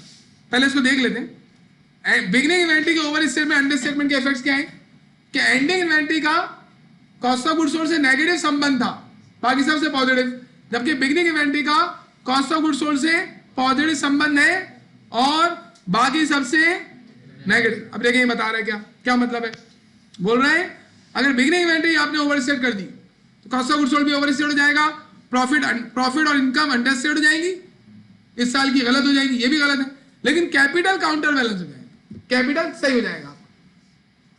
इसी तरीके से बिगिनिंग इन्वेंटरी अगर आपने अंडरस्टेट कर दी तो कॉस्ट ऑफ गुड्स सोल्ड भी अंडरस्टेट, प्रॉफिट ओवरस्टेट, इनकम भी ओवरस्टेट वगैरह, और कैपिटल काउंटर बैलेंस। अब एक बच्चा क्या बोल रहा था, वही वाला जो मैंने बताया असलम भाई, वो बोल रहा है कैसे याद करूं, तो देखिए एक ही बात याद करनी है आपको इसमें। एक बात बताएं, अगर एक शख्स को एंडिंग इन्वेंटरी के ओवर स्टेटमेंट और अंडर स्टेटमेंट के इफेक्ट्स पता है तो बिगिनिंग के भी याद हो जाएंगे उसको, क्योंकि जो एंडिंग के इफेक्ट्स हैं वो बिगिनिंग के उसके रिवर्स हैं। और आपको एंडिंग इन्वेंटरी के ओवर स्टेटमेंट अंडर स्टेटमेंट में सारी चीजें याद नहीं करनी, एक बात याद करनी है कि एंडिंग इन्वेंटरी का प्रॉफिट से पॉजिटिव रिलेशनशिप है, बस ये याद रखना। एंडिंग इन्वेंटरी बढ़ती प्रॉफिट बढ़ जाता है, एंडिंग इन्वेंटरी अंडरस्टेट होगी प्रॉफिट अंडरस्टेट हो जाएगा। इससे आपको सब कुछ कनेक्शन बना के याद करें आप, profit, gross profit, net income, current asset, capital, इन सब से वही रिलेशनशिप है एंडिंग इन्वेंटरी का जो प्रॉफिट से, बाकी कॉस्ट ऑफ गुड्स सोल्ड से इसके रिवर्स हो जाएगा। अब आपको मैं पूछूं, अगर बताइए एंडिंग इन्वेंटरी अंडरस्टेट हो गई, नेट इनकम क्या हो जाएगी, अंडरस्टेट हुई है, हाँ अंडरस्टेट या ओवरस्टेट, अंडरस्टेट हो जाएगी। एंडिंग इन्वेंटरी अंडरस्टेट हो गई तो कैपिटल क्या होगा, ये भी अंडरस्टेट हो जाएगा। एंडिंग इन्वेंटरी अंडरस्टेट हुई है तो ग्रॉस प्रॉफिट क्या होगा, अंडरस्टेट हो जाएगा। ये सारी चीजें अंडरस्टेट होती है, करंट एसेट भी अंडरस्टेट, ये चीज आपको याद कर लेनी है। पहले तो आपको याद करना है किस किस से रिलेशनशिप बताया है, देखो मैं लिखा हुआ है gross profit, net income, current asset, total asset, owner equity, total equity, इन सब से एंडिंग इन्वेंटरी का पॉजिटिव संबंध है, ये याद करना है आप। एंडिंग इन्वेंटरी बड़जुलसा, ये सारे बड़जुलसा, और कॉस्ट ऑफ गुड्स सोल्ड कम हो जाएगा, बस ये याद करना है आप। तो अगर एंडिंग इन्वेंटरी के ओवर स्टेटमेंट के इफेक्ट आपको याद होगा तो अंडर स्टेटमेंट के याद करने की जरूरत थोड़ी है। जब आपको एंडिंग इन्वेंटरी के ओवर स्टेटमेंट के याद है तो बिगिनिंग के भी याद करने की जरूरत नहीं है, हमने याद कर लिया। तो ये क्या बोल रहे हैं, ये बोले सर क्यों याद करवा रहे हैं आप, एक तो रीजन मैंने आपको बता दिया कि आपको पता होना चाहिए ना। अब आप एक फाइनेंस मैनेजर हैं, आप बैठे हैं, आपने बोला यार अगर इस साल एंडिंग इन्वेंटरी 10 करोड़ से ओवर स्टेट हो गई, सोच रहे हैं आप ऐसे बैठ के, तो मेरा प्रॉफिट 10 करोड़ से ज्यादा नजर आ रहा होगा, जिसको देख के मेरे इन्वेस्टर इन्वेस्टमेंट कर देंगे तो मसला हो जाएगा। फौरन आप उठेंगे, चाय पियेंगे, चाय खत्म करेंगे जल्दी जल्दी और स्टोर रूम के चक्कर लगाना शुरू कर देंगे। हाँ भाई सही काम करो, सही काम करो, लोगों को देखेंगे आप। क्योंकि जो एम्प्लॉयज हैं आपके, वो तो काम नहीं करना चाहते। उन्हें नजर आ रहा है कैमरे भी नहीं है, कैमरे ही बंद है, कैमरे का मुंह उस तरफ है, यार ये वाला शेल्फ छोड़ दे भाई, ये शेल्फ नजर नहीं आ रहा, कल आगे बढ़ जाते हैं। काउंट करने में मेहनत लगती है या वो ऐसी काउंट हो जाता है? मेहनत लगेगी ना। आपका अगर बोलूँ आप अपने घर जाओ और अपने जो किचन के अंदर बर्तन रखे हुए उन्हें काउंट करो, और बोलेंगे कौन काउंट करेगा, कितने हैं, क्या हो गया, मेरे पास टाइम नहीं है। तो ये इन्वेंट्री को काउंट करने में बड़ी मेहनत लगती है। तो लोग इसमें एरर भी करते हैं। आप सुबह से ये काम कर रहे हैं, 2-3 घंटे भी कर रहे हैं, आप थक जाएंगे, आपसे गलतियां भी हो सकती हैं और आप जानबूझ के फ्रॉड भी कर सकते हो। क्या बोला, हटाओ नहीं कर रहा मैं काउंट। तो ये पता होना चाहिए आपको इसमें। और दूसरी चीज, अगर आपको पता ही नहीं है कि आपने जिंदगी में क्या गलतियां की हैं, आप अपने आप को सुधार नहीं सकते। तो आपको अपने आप को या किसी और को सही करने के लिए पहले मालूम होना चाहिए कि हुआ क्या था, आप उसे सही करेंगे ना। तो अगर आपको ये पता हो कि एंडिंग इन्वेंट्री के ओवर स्टेटमेंट और अंडर स्टेटमेंट और बिगिनिंग इन्वेंट्री के ओवर स्टेटमेंट अंडर स्टेटमेंट के इफेक्ट्स क्या आते हैं, तो इनको आप करेक्ट भी कर सकते हैं। कैसे, मैं आपको बताता हूँ। अगर एंडिंग इन्वेंट्री 1 लाख से ओवर स्टेट हुई थी, तो प्रॉफिट इस साल का क्या हो गया होगा? हाँ अरे भाई, एंडिंग इन्वेंट्री 1 लाख से ओवर स्टेट हुई है भाई, जाग जाए आप लोग। कितने बज रहे हैं? 2:12 हो रहे हैं। बिरयानी का टाइम है क्या ये? अजीब सी बात है। भूख लग रही होगी आपको, वैसे टाइम तो उसी का है। आजकल लोग चावल बहुत खाते हैं। पहले दौर में ना घरों में चावल नहीं बना करते थे। पहले दौर की बात क्या कर रहा हूं मैं, 15-20 साल की बात कर रहा हूं, पीछे चले जाओ। अभी भी कुछ ऐसे लोग हैं जो चावल नहीं यूज करते हैं। ज्यादा नुकसान है इससे। मजा ज्यादा आ रहा होता है आपको, लेकिन नुकसान ज्यादा है इससे। रोटी खाया करें। बहरहाल बिरयानी बन जाए तो फिर कौन रुकेगा जी। तो मैं कह रहा हूं कि अगर आप जवाब दीजिएगा सही, एंडिंग इन्वेंट्री ओवर स्टेट हो गई तो प्रॉफिट क्या हो जाएगा? तब सही कैसे करोगे प्रॉफिट को? अगर 1 लाख रुपए से एंडिंग इन्वेंट्री ओवर स्टेट की थी, 1 लाख से प्रॉफिट ओवर स्टेट हो गया, तो 1 लाख से क्या कर दो प्रॉफिट को? डिक्रीज। देखिए, अगर कोई अंडर स्टेट ओवर स्टेट की टर्म एरर के लिए यूज होती है। अब अगर आप उसे सही कर रहे हैं तो फिर ओवर स्टेट अंडर स्टेट थोड़ी बोलेंगे, फिर आप बोलेंगे मैं प्रॉफिट को डिक्रीज कर दूंगा। अगर प्रॉफिट आपका आ रहा था 19 लाख और आपको मालूम चला 1 लाख से एंडिंग इन्वेंट्री ओवर स्टेट हुई भी है, तब ये प्रॉफिट आ रहा है, तो आप समझ जाएंगे प्रॉफिट 1 लाख से ज्यादा है, असल प्रॉफिट 18 लाख है। सही हो गया। अब अगर एंडिंग इन्वेंट्री आपने अंडर स्टेट कर दी 1 लाख से, आपको पता चल गया कि भाई एंडिंग इन्वेंट्री अंडर स्टेट हुई है 1 लाख से, प्रॉफिट आ रहा है 19 लाख, तो आप बोलेंगे अंडर स्टेट होने की वजह से प्रॉफिट 1 लाख से कम आ रहा है, इसको इंक्रीज कर देंगे।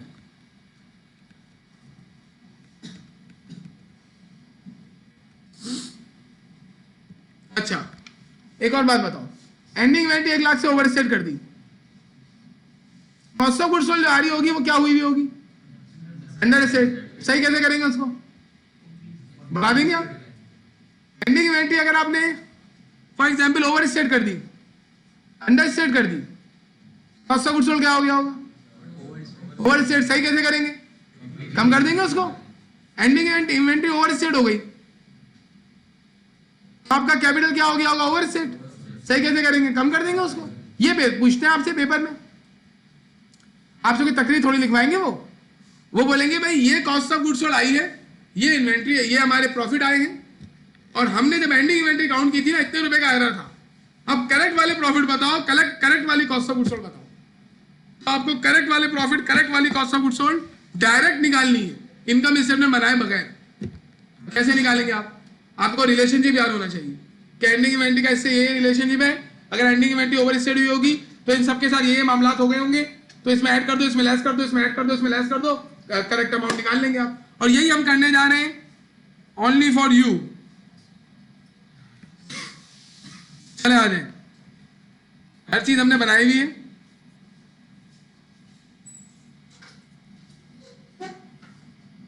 तो आज जो है, अच्छा देखिए बच्चों वाले सवालात। If the price of the merchandise are consistently increasing, which are the two methods of flow of inventory, FIFO और LIFO we yield? मुझे बताएं, प्राइसेस बढ़ रही है तो हाईएस्ट इन्वेंट्री कॉस्ट किस में आती है? FIFO में। और लोएस्ट इन्वेंट्री कॉस्ट आती है LIFO में। हाईएस्ट इनकम किस में आती है? और देखिए FIFO में हाईएस्ट इनकम इसी वजह से आती है क्योंकि इनकम और इन्वेंट्री पॉजिटिवली रिलेटेड है, इन्वेंट्री ज्यादा प्रॉफिट ज्यादा, लोएस्ट इनकम का आएगी। अब ये पूछ रहा है, ये थ्योरेटिकल है, ऐसे सवाल नहीं आएंगे आपके पास, आ भी सकते हैं कि ये बहुत आसान है ना, इस वजह से बोल रहा है ऐसा नहीं आएंगे। कभी कभार होता भी ऐसी, कभी कभार ऐसा भी हो सकता है MCQ दे दे, बताओ इसमें से कौन सी लाइबिलिटी है, तो मतलब ये इतना आसान MCQ। Summarize the effects of understatement और overstatement of ending inventory upon, बताओ कॉस्ट ऑफ गुड्स सोल्ड पे एंडिंग इन्वेंट्री की अंडर स्टेटमेंट का क्या इफेक्ट आता है। क्या एंडिंग इन्वेंट्री अगर अंडर स्टेट हो जाए तो कॉस्ट ऑफ गुड्स सोल्ड आप इसमें लिखेंगे, if ending inventory is under stated cost of goods sold will be over stated, if ending inventory is over stated cost of goods sold will be under stated.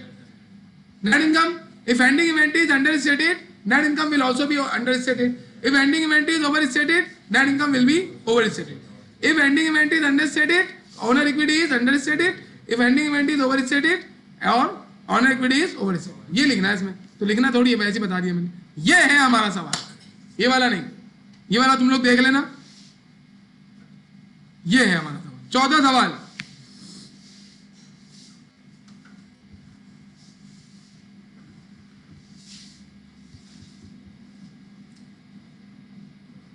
Annual, वो आपने देखा है वो Facebook पे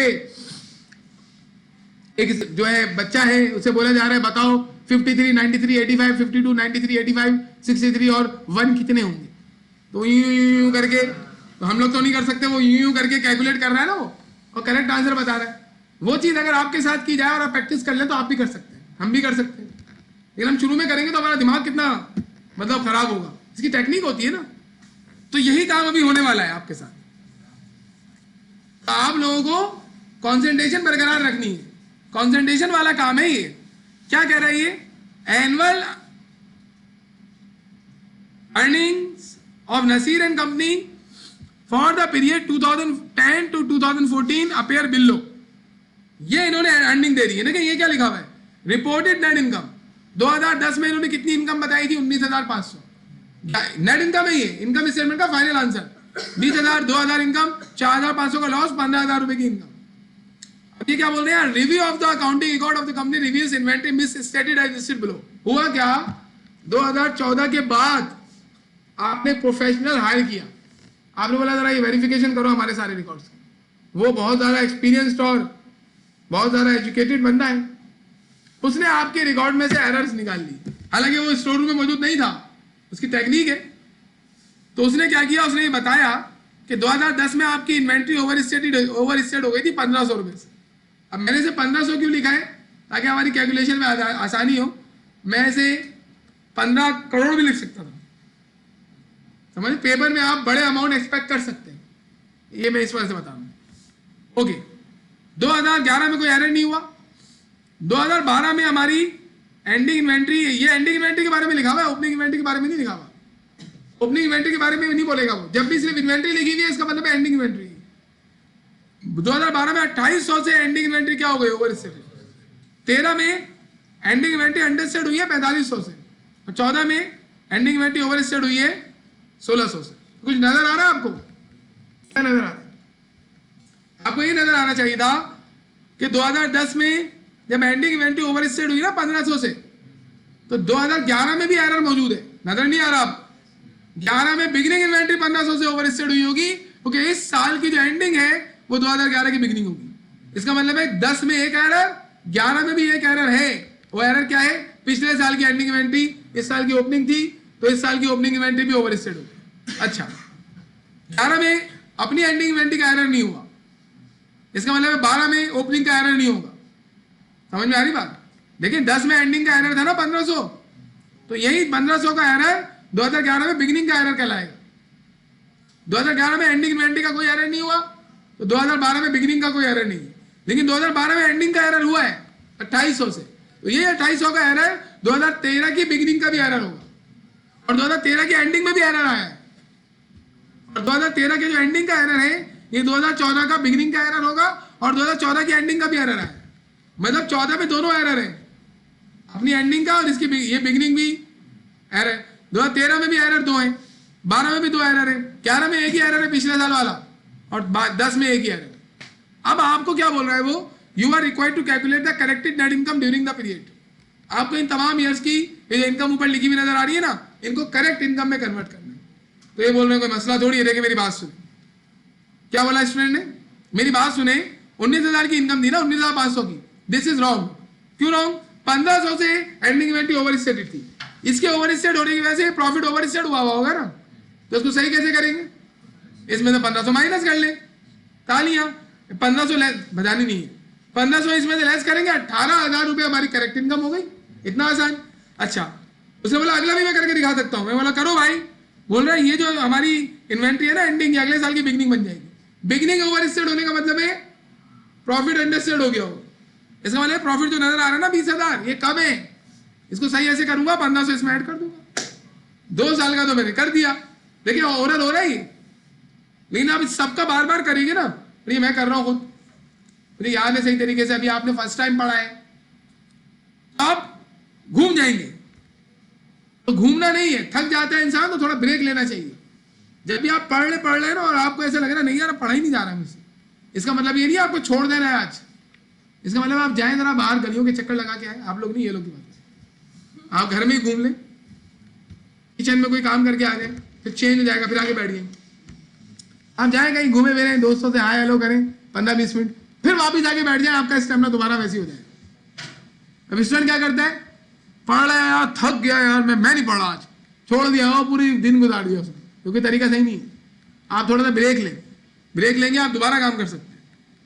जैसे अभी शायद हो नहीं हो आपके साथ, लेकिन बचपन में ये होता होगा, खाना आपने खा लिया पेट भर के, लेकिन आधे घंटे 1 घंटे बाद दोबारा आप खा सकते हो। पहले होता था ना ऐसे, आप लोगों के साथ भी होता हो, शायद नहीं होता होगा तो एब्नॉर्मल सी बात है। बच्चे जो है वो हर 1-1.5 घंटे बाद 1-1.5 घंटे बाद जो है वो खा सकते हैं, लेकिन आपको मैं बोलूँ अभी आप खाना खाएं, बोलूँ आ जाओ दोबारा 1 घंटे बाद, आप बोलेंगे जाओ भाई। एज होने के बाद आप ऐसे नहीं कर सकते, अभी आप लोग कर सकते हैं बार बार, बहरा समझ रहे होंगे आप।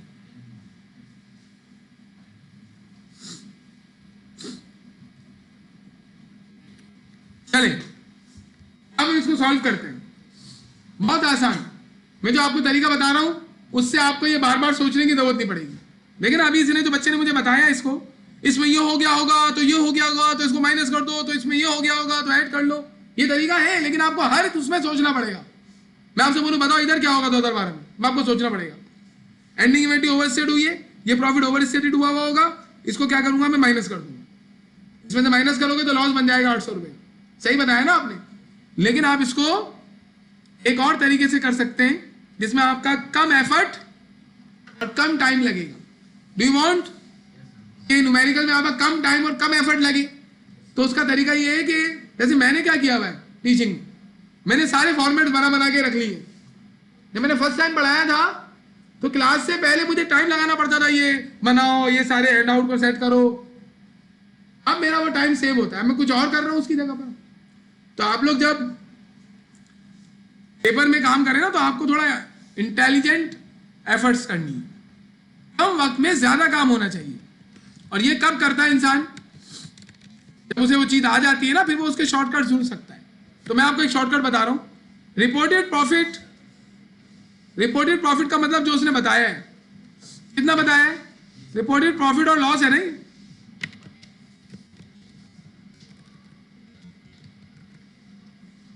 ये पूरी इन्वेंट्री वैल्यूएशन का सबसे ज्यादा कॉन्सेप्चुअल चीज है जो आज हमने पढ़ी। 19,500 का प्रॉफिट पहले साल रिपोर्ट किया गया और 20,000, 2,000 और 4500 का लॉस और 15,000, ये हो गया। अब मुझे बताएं कितने किस्म के एरर्स होते हैं इन्वेंट्री के? 2 बिगिनिंग के, 2 एंडिंग के। एंडिंग या तो ओवर स्टेट होगी या अंडर स्टेट होगी, बिगिनिंग या तो ओवर स्टेट होगी या अंडर स्टेट होगी। इन चारों को यहां लिख लो। क्या क्या लिख लो? Overstatement of ending inventory, पहले एंडिंग और understatement of ending inventory, फिर इसके बाद overstatement of beginning inventory,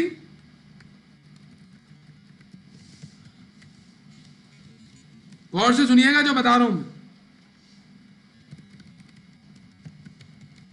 अब चले, अब मुझे बताएं, अभी हम सवाल सॉल्व नहीं कर रहे हैं, अभी हम अपना फॉर्मेट बना रहे हैं। अगर एंडिंग इन्वेंट्री ओवर स्टेट हो जाए, उसने हमें क्या करेक्ट करने के लिए कहा है? Cost of goods sold correct करने के लिए कहा है, प्रॉफिट करेक्ट करने के लिए कहा है, एसिड करेक्ट करने के लिए कहा है, क्या चीज? हम, हाँ प्रॉफिट है भाई, रिपोर्टेड प्रॉफिट और लॉस। ये वही लोग हैं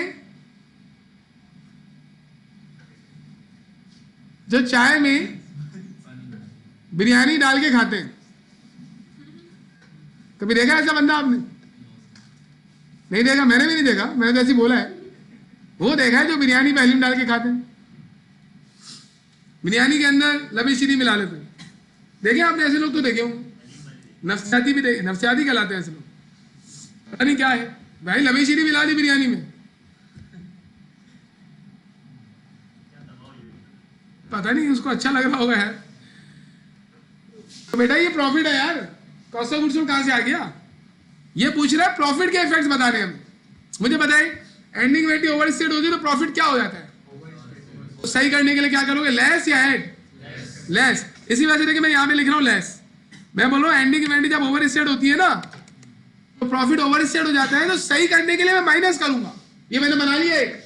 अच्छा, दूसरा, एंडिंग इन्वेंट्री जब अंडर स्टेट होती है तो प्रॉफिट क्या हो जाता है? सही करने के लिए क्या करूंगा? Add, less.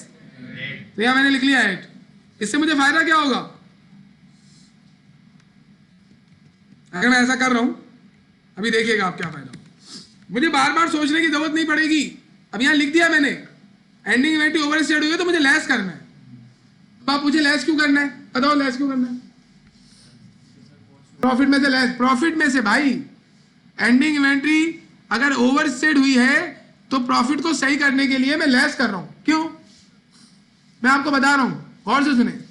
देखिए एंडिंग इन्वेंट्री ओवर स्टेट होती है ना, तो ये प्रॉफिट ओवर स्टेट हुआ होगा, तो इसको सही करने के लिए मैं क्या करूंगा?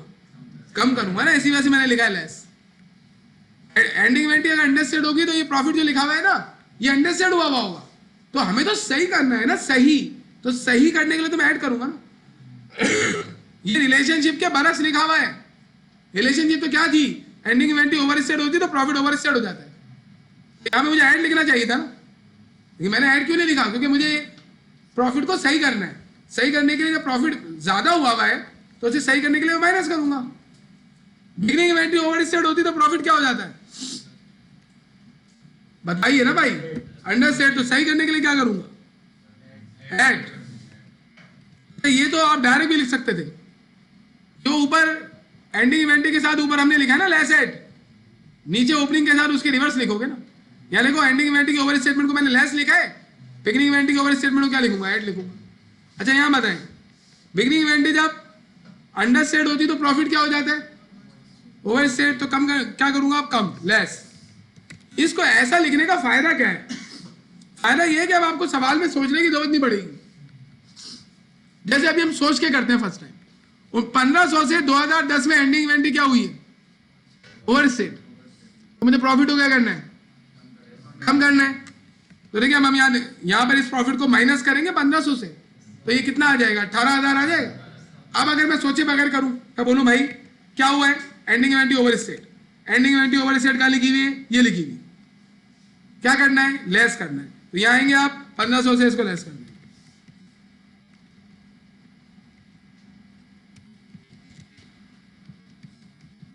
क्या आपका 18,000 रुपये आ गया? ये सही प्रॉफिट आ गया। लेकिन अगर आप चाहें तो आप अपने किसी और तरीके से भी कर सकते हैं। अभी पहला साल हुआ है, पहले साल की एंडिंग इन्वेंट्री में एरर था। यही एंडिंग इन्वेंट्री 2011 की बिगिनिंग होगी। इसका मतलब बिगिनिंग क्या हो गई? बिगिनिंग क्या हो गई? Over state, under state? Over state. Beginning over state होने से प्रॉफिट क्या हो जाता है? Under state. तब मैं क्या करूंगा इसको सही करने के लिए? ऐड करूंगा। तो यहां पे ऐड होना चाहिए 1500, प्रॉफिट आएगा 21,500। अब हम सोचे बगैर करें तो हम क्या बोलेंगे? बिगिनिंग 1500 से ओवर स्टेट। तो बिगिनिंग जब ओवर स्टेट होती है तो ऐड करते हैं। कहाँ ऐड करूंगा? यहाँ ऐड करूंगा। 2011 में करूंगा ना, क्योंकि 2010 की बिगिनिंग एंडिंग थी, वो 2011 की हो गई 21,500। अब 2011 में तो एंडिंग का एरर हुआ ही नहीं, 2011 में एंडिंग का एरर हुआ ही नहीं है, तो 2012 की बिगिनिंग में एरर नहीं होगा, लेकिन 2012 की एंडिंग में एरर है। ये सारा एंडिंग का डाटा लिखा हुआ है इन्होंने, बिगिनिंग का आपको खुद देखना है। 2012 में एंडिंग को क्या हुआ, डायरेक्ट करूं या फिर सोच के करें?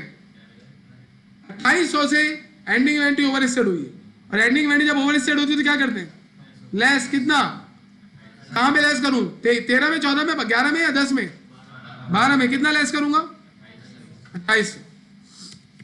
बिगिनिंग का तो एरर था ही नहीं, तो बस खत्म, 800 रुपए का लॉस हो गया। या आप यहां से भी कर सकते हैं डायरेक्ट। 2012 में बिगिनिंग का कोई एरर नहीं है, सिर्फ एंडिंग का एरर है। 2800 से एंडिंग इन्वेंटरी ओवर स्टेड हुई है तो ये प्रॉफिट ओवर स्टेटेड होगा। इस प्रॉफिट को सही करने के लिए 2800 इसमें से लेस करूंगा तो 800 का लॉस आ जाएगा। ये आपने सोच के कर लिया, इसमें टाइम लगेगा। जबकि आप एक दफा ये बना लेंगे ना, सही बनाना, लेकिन ये आप एक दफा बना लेंगे तो आपको सोचना वोचना कुछ भी नहीं है, डायरेक्ट काम करेंगे, थोड़ा कम टाइम लगेगा। ये 2800 2012 की एंडिंग थी, यही 2013 की बिगिनिंग होगी। तो 2013 की बिगिनिंग में 2800 रुपए का एरर, क्या एरर है, 2013 की बिगिनिंग क्या हो गई, over state. Beginning over state होती है, कहां गई, ये रही। तो क्या करते हैं, ऐड, कहां ऐड करूं, 13 में कितना ऐड करूं, 2800। हाँ देखिए, इसके सामने लिखना है ना मुझे, ये लिखा हुआ ना over statement of ending inventory. जो 2012 में 2800 रुपए की एंडिंग इन्वेंटरी की ओवर स्टेटमेंट थी, वो 2013 में बिगिनिंग इन्वेंटरी की ओवर स्टेटमेंट होगी।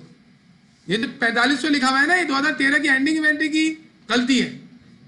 पहले तो 2013 की बिगिनिंग देखेंगे ना, और 2013 की बिगिनिंग में एरर है, हमें कैसे मालूम चला, 2012 की एंडिंग में एरर था। 2012 की जो एंडिंग गलत है वो 2013 की बिगिनिंग को गलत करेगी, जिसका पहले हमने इफेक्ट दिखाना है। अब 2013 की, अभी तो नहीं हुआ ना, अभी तो कंप्लीट नहीं हुआ। क्या लॉस, लॉस था ना, अभी हमने ये बिगिनिंग का एरर दिखा दिया है, बिगिनिंग का एरर करेक्ट कर दिया। अब एंडिंग का भी एरर करेक्ट करेंगे, फिर मालूम चलेगा कि क्या हुआ। पहले हमें लॉस हुआ था ना, हमने बिगिनिंग का एरर करेक्ट किया तो लॉस कम होकर 1700 रुपए हो गया। लेकिन अभी 2013 का काम कंप्लीट नहीं हुआ, क्यों, 13 में एंडिंग का भी तो एरर है। 4500 से एंडिंग इन्वेंटरी अंडरस्टेड हुई है, और एंडिंग इन्वेंटरी अंडरस्टेड होती है तो क्या होता है, देखिए क्या करें, ऐड करें, लेस करें, ऐड करें। क्यों, एंडिंग इन्वेंटरी जब अंडरस्टेड हुई है तो प्रॉफिट भी अंडरस्टेड हुआ होगा, तो सही करने के लिए क्या करूंगा, ऐड करूंगा ना, जब भी तो यह लिखा हुआ है एंडिंग इन्वेंटरी अंडरस्टेड हुई है तो ऐड करो। कॉमन सेंस की बात है, एंडिंग इन्वेंटरी कम कर दी थी तुमने, प्रॉफिट कम होगा ना, बढ़ाओ उसको 4500 से। अब आया करेक्ट 2800, यानी 2013 में अगर ये एरर्स ना होते बिगिनिंग एंडिंग के, तो आपका प्रॉफिट 2800 आता। 2012 में अगर एंडिंग का एरर नहीं होता, सिर्फ एंडिंग का एरर था उसमें, तो हमारा लॉस आता 800।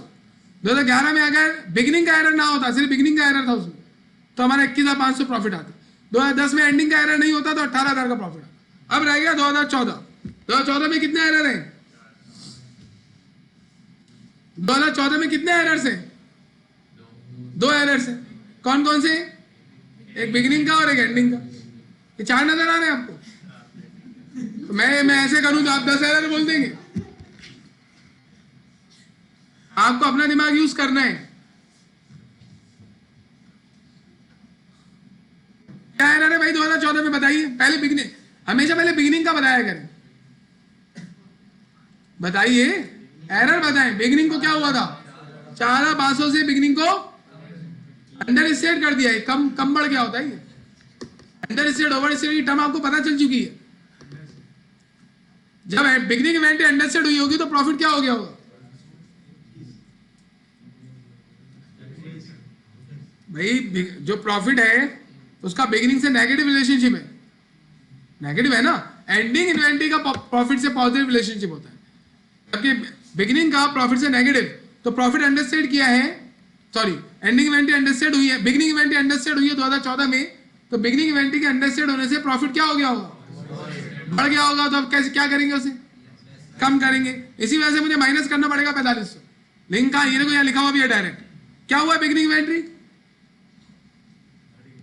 बिगिनिंग इन्वेंटरी अंडरस्टेड हुई। बिगिनिंग इन्वेंटरी जब अंडरस्टेड होती है तो क्या होता है, लेस करते हैं। बिगिनिंग इन्वेंटरी अंडरस्टेड हुई थी तो प्रॉफिट ओवरस्टेड हो गया था, तो सही करने के लिए लेस करते हैं ना, यही तो लिखा हुआ है। बिगनिंग इन्वेंटरी अंडरस्टैंड हो तो लेस कर दो 4500। जब मैंने फर्स्ट टाइम पढ़ा था ना तो मैं घर जाके बैठ गया था। ये बताने का मकसद ये होता है आप लोग करो इस तरीके से, शायद आपको फायदा हो। और मैंने अपने माइंड में एक्सरसाइज की थी कि ऐसा होगा तो यूं हो जाएगा, यूं होगा तो यूं हो जाएगा। पहले मैंने रिलेशनशिप याद की, फिर उसके बाद रिलेशनशिप से मैंने देखा कि करेक्ट कैसे करेंगे। जो रिलेशनशिप है ना, करेक्ट करने के लिए वो रिलेशनशिप उलट हो जाती है। अब अगर एंडिंग इन्वेंटरी से प्रॉफिट, एंडिंग इन्वेंटरी ओवरस्टेड हुई है, प्रॉफिट ओवरस्टेड हो गया, तो करेक्ट करने के लिए तो माइनस करना पड़ेगा ना। तो आपको जो न्यूमेरिकल पेपर में देगा ना, वो कहेगा करेक्ट करके दो मुझे। तो जो रिलेशनशिप है, जो हुआ है रिलेशनशिप, तो वो शो कर रहा है ना। सही करने के लिए उसके रिवर्स स्टेप लेना पड़ेगा। अच्छा, हो गया 2014 का कंप्लीट? नहीं हुआ। 2014 का अपना एंडिंग का भी तो एरर है। 1600 से एंडिंग इन्वेंटरी ओवरस्टेड हुई है, तो प्रॉफिट क्या हो गया होगा? Ending inventory over, profit overstated. तो प्रॉफिट को सही करने के लिए क्या करूंगा? लेस। अब यहां देखिए, एंडिंग इन्वेंटरी जब ओवरस्टेड होती है तो लेस करते हैं। कितना? 1600। ये हमारे सारे करेक्ट प्रॉफिट्स आ गए। इधर हम लिख देंगे करेक्टेड नेट इनकम और लॉस। क्वेश्चन से बोला, चले आइए एक और काम करते हैं। ये किसके इफेक्ट्स थे? इनकम पे, इनकम या लॉस पे हमने इंपैक्ट देखा था ना, और हमने ये कर लिया। अगला वाला देखें, क्वेश्चन नंबर 5।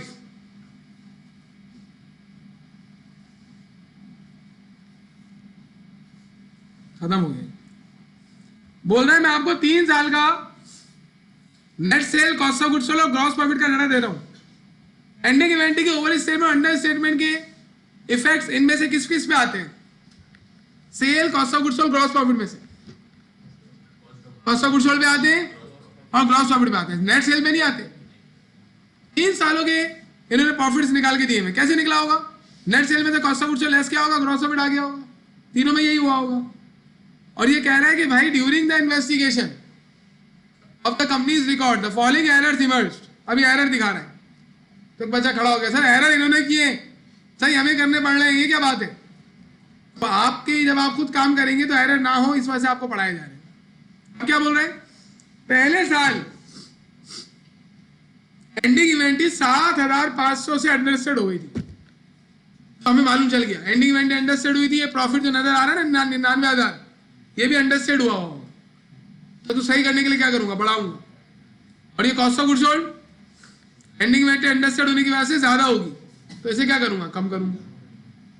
सही हो जाएगा पहले साल का। फिर ये जो एंडिंग इन्वेंटरी इस साल की गलत हुई है, ये दूसरे साल की बिगनिंग गलत हो गई होगी।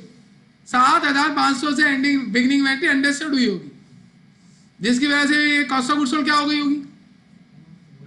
हाँ, बिगनिंग इन्वेंटरी के अंडरस्टेड होने से कॉस्ट ऑफ गुड्स सोल्ड भी अंडरस्टेड हो जाती है। कॉस्ट ऑफ गुड्स सोल्ड और बिगनिंग का पॉजिटिव संबंध है। नहीं आती? नहीं पता ये भाई? कॉस्ट ऑफ गुड्स सोल्ड का एंडिंग इन्वेंटरी के ओवर स्टेटमेंट अंडर स्टेटमेंट से नेगेटिव है, बिगनिंग इन्वेंटरी के अंडर स्टेटमेंट ओवर स्टेटमेंट से पॉजिटिव है। तो 7500 से बिगनिंग इन्वेंटरी अगर मैं अंडरस्टेट करूं तो ये कॉस्ट ऑफ गुड्स सोल्ड क्या हो गई होगी? अंडरस्टेट। सही करने के लिए क्या करूंगा? ऐड करूंगा। और ये जो एंडिंग इन्वेंटरी, बिगनिंग इन्वेंटरी मेरी अंडरस्टेड हुई थी, तो दूसरे साल बिगनिंग इन्वेंटरी के अंडरस्टेड होने से प्रॉफिट क्या हो गया होगा? ओवरस्टेट। सही करने के लिए क्या करूंगा? लेस करूंगा। तो पहले साल भी हमने सही कर लिया, दूसरे साल भी सही कर लिया। ऐसे नहीं करना है, लेकिन अभी हम करेंगे। दूसरे साल भी गलती हुई है भाई। दूसरे साल क्या किया इन्होंने? एंडिंग इन्वेंटरी को 12,000 से ओवरस्टेट कर दिया। अब इसके इफेक्ट दूसरे साल में आए होंगे। क्या आए होंगे? 12,000 से एंडिंग इन्वेंटरी ओवरस्टेट हुई है, तो ये जो प्रॉफिट नजर आ रहा है ये क्या हो गया होगा? तो इसे क्या कर लूंगा? कम कर लूंगा। और एंडिंग इन्वेंटरी को ओवरस्टेट होने से कॉस्ट ऑफ गुड्स सोल्ड क्या हो गई होगी? इसे क्या करूंगा? बढ़ा दूंगा। दूसरा साल मुकम्मल तौर पे ठीक हो गया। लेकिन ये दूसरे साल जो एरर हुआ है एंडिंग इन्वेंटरी का, ये तीसरे साल की बिगनिंग का एरर होगा। अब बताओ, 12,000 से बिगनिंग ओवरस्टेट हुई, तो ये कॉस्ट ऑफ गुड्स सोल्ड क्या हो गया होगा? ओवरस्टेट। सही करने के लिए क्या करूंगा? कम कर दूंगा। अब दूसरे साल तीसरे साल बिगिनिंग इन्वेंट्री ओवर स्टेट हुई तो प्रॉफिट क्या हो गया होगा, अंडर स्टेट। सही करने के लिए क्या करूंगा, बढ़ा दूंगा। लेकिन अभी यहां तक बात खत्म नहीं हुई, तीसरे साल में गलती हुई है। तीसरे साल 10,000 से एंडिंग इन्वेंट्री अंडर स्टेट हो गई, तो इसका इफेक्ट पहले साल आ रहा होगा भाई। तो तीसरे साल एंडिंग इन्वेंट्री अंडर स्टेट हुई है, इसका इफेक्ट पहले साल आ रहा होगा, दूसरे साल, तीसरे साल। यस, एक बच्चे ने पूछा बताओ पहले साल आ रहा होगा, बोला नहीं। दूसरे साल आ रहा होगा, बोला नहीं। तीसरे साल आ रहा होगा, बोला नहीं। तो मतलब वो जो है ना वो वजन में आ गया था, नहीं नहीं नहीं नहीं ऐसे लगा हुआ था। ऐसे तो नहीं करना चाहिए था ना उसको, बाहुबली बना हुआ है, मारे जा रहा है मारे जा रहा है। मतलब 10,000 से एंडिंग इन्वेंट्री अंडर स्टेट हुई होगी तो क्या हुआ होगा, इस साल का cost of goods sold over state हो गया होगा, सही करने के लिए कम कर लेंगे। और इस साल की प्रॉफिट क्या हो गया होगा, अरे भाई एंडिंग इन्वेंट्री अंडर स्टेट हुई है ना, तो प्रॉफिट भी अंडर स्टेट हो गया होगा ना, सही करने के लिए बढ़ा लेंगे। अब ये क्या कह रहा है हमसे, ये कह रहा है आप दोबारा से इनकम स्टेटमेंट बनाओ, कह रहा है cost of goods sold and gross profit निकालो।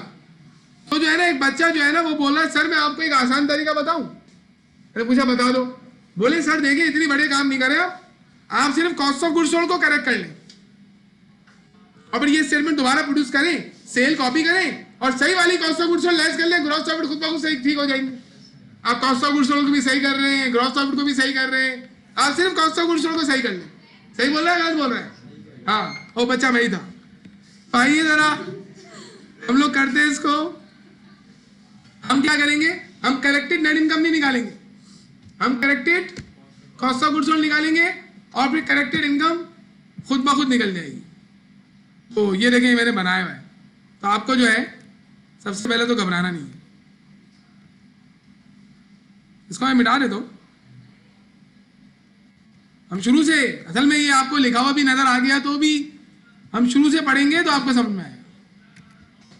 चले आगे, पहले कॉस्ट ऑफ गुड्स सोल्ड निकालेंगे करेक्टेड। तो हम क्या करेंगे, पहले लिखेंगे reported cost of goods sold.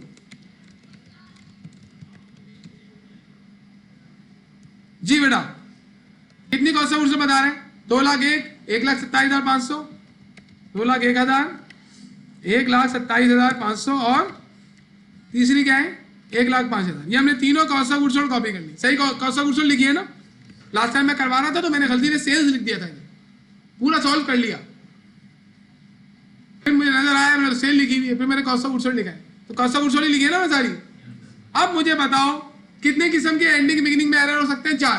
Beginning के दो, एंडिंग के दो। क्या क्या, एंडिंग इन्वेंट्री क्या हो सकती है, ओवर स्टेट, हम अपनी आसानी के लिए कर रहे हैं, overstatement of ending inventory और understatement of ending inventory और overstatement of beginning inventory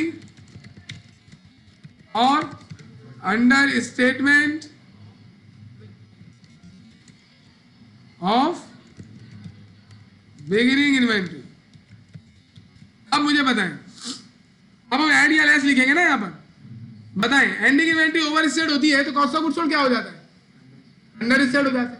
सही करने के लिए क्या करूंगा, ऐड, यहाँ आएगा ऐड, जबकि जब हम वहां कर रहे थे ना पिछले क्वेश्चन में तो यहाँ लेस आया था। क्यों, क्योंकि वहां पे हम प्रॉफिट से रिलेशनशिप देख रहे थे।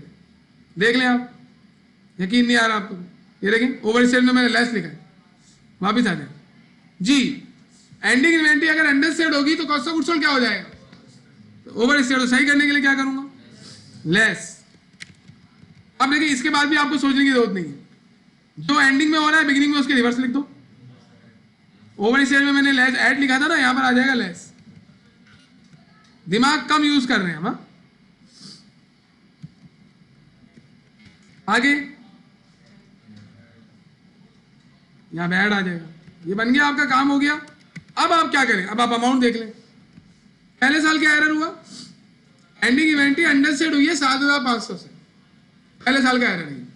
पहले साल सिर्फ एंडिंग इन्वेंट्री का एरर है, 7,500 से एंडिंग इन्वेंट्री जब अंडर स्टेट हुई है, अंडर स्टेट हुई तो क्या करेंगे, लेस। तो यहाँ 7,500 से देखिए माइनस हो जाएगा। या आप डायरेक्ट भी निकाल सकते हैं यहाँ से।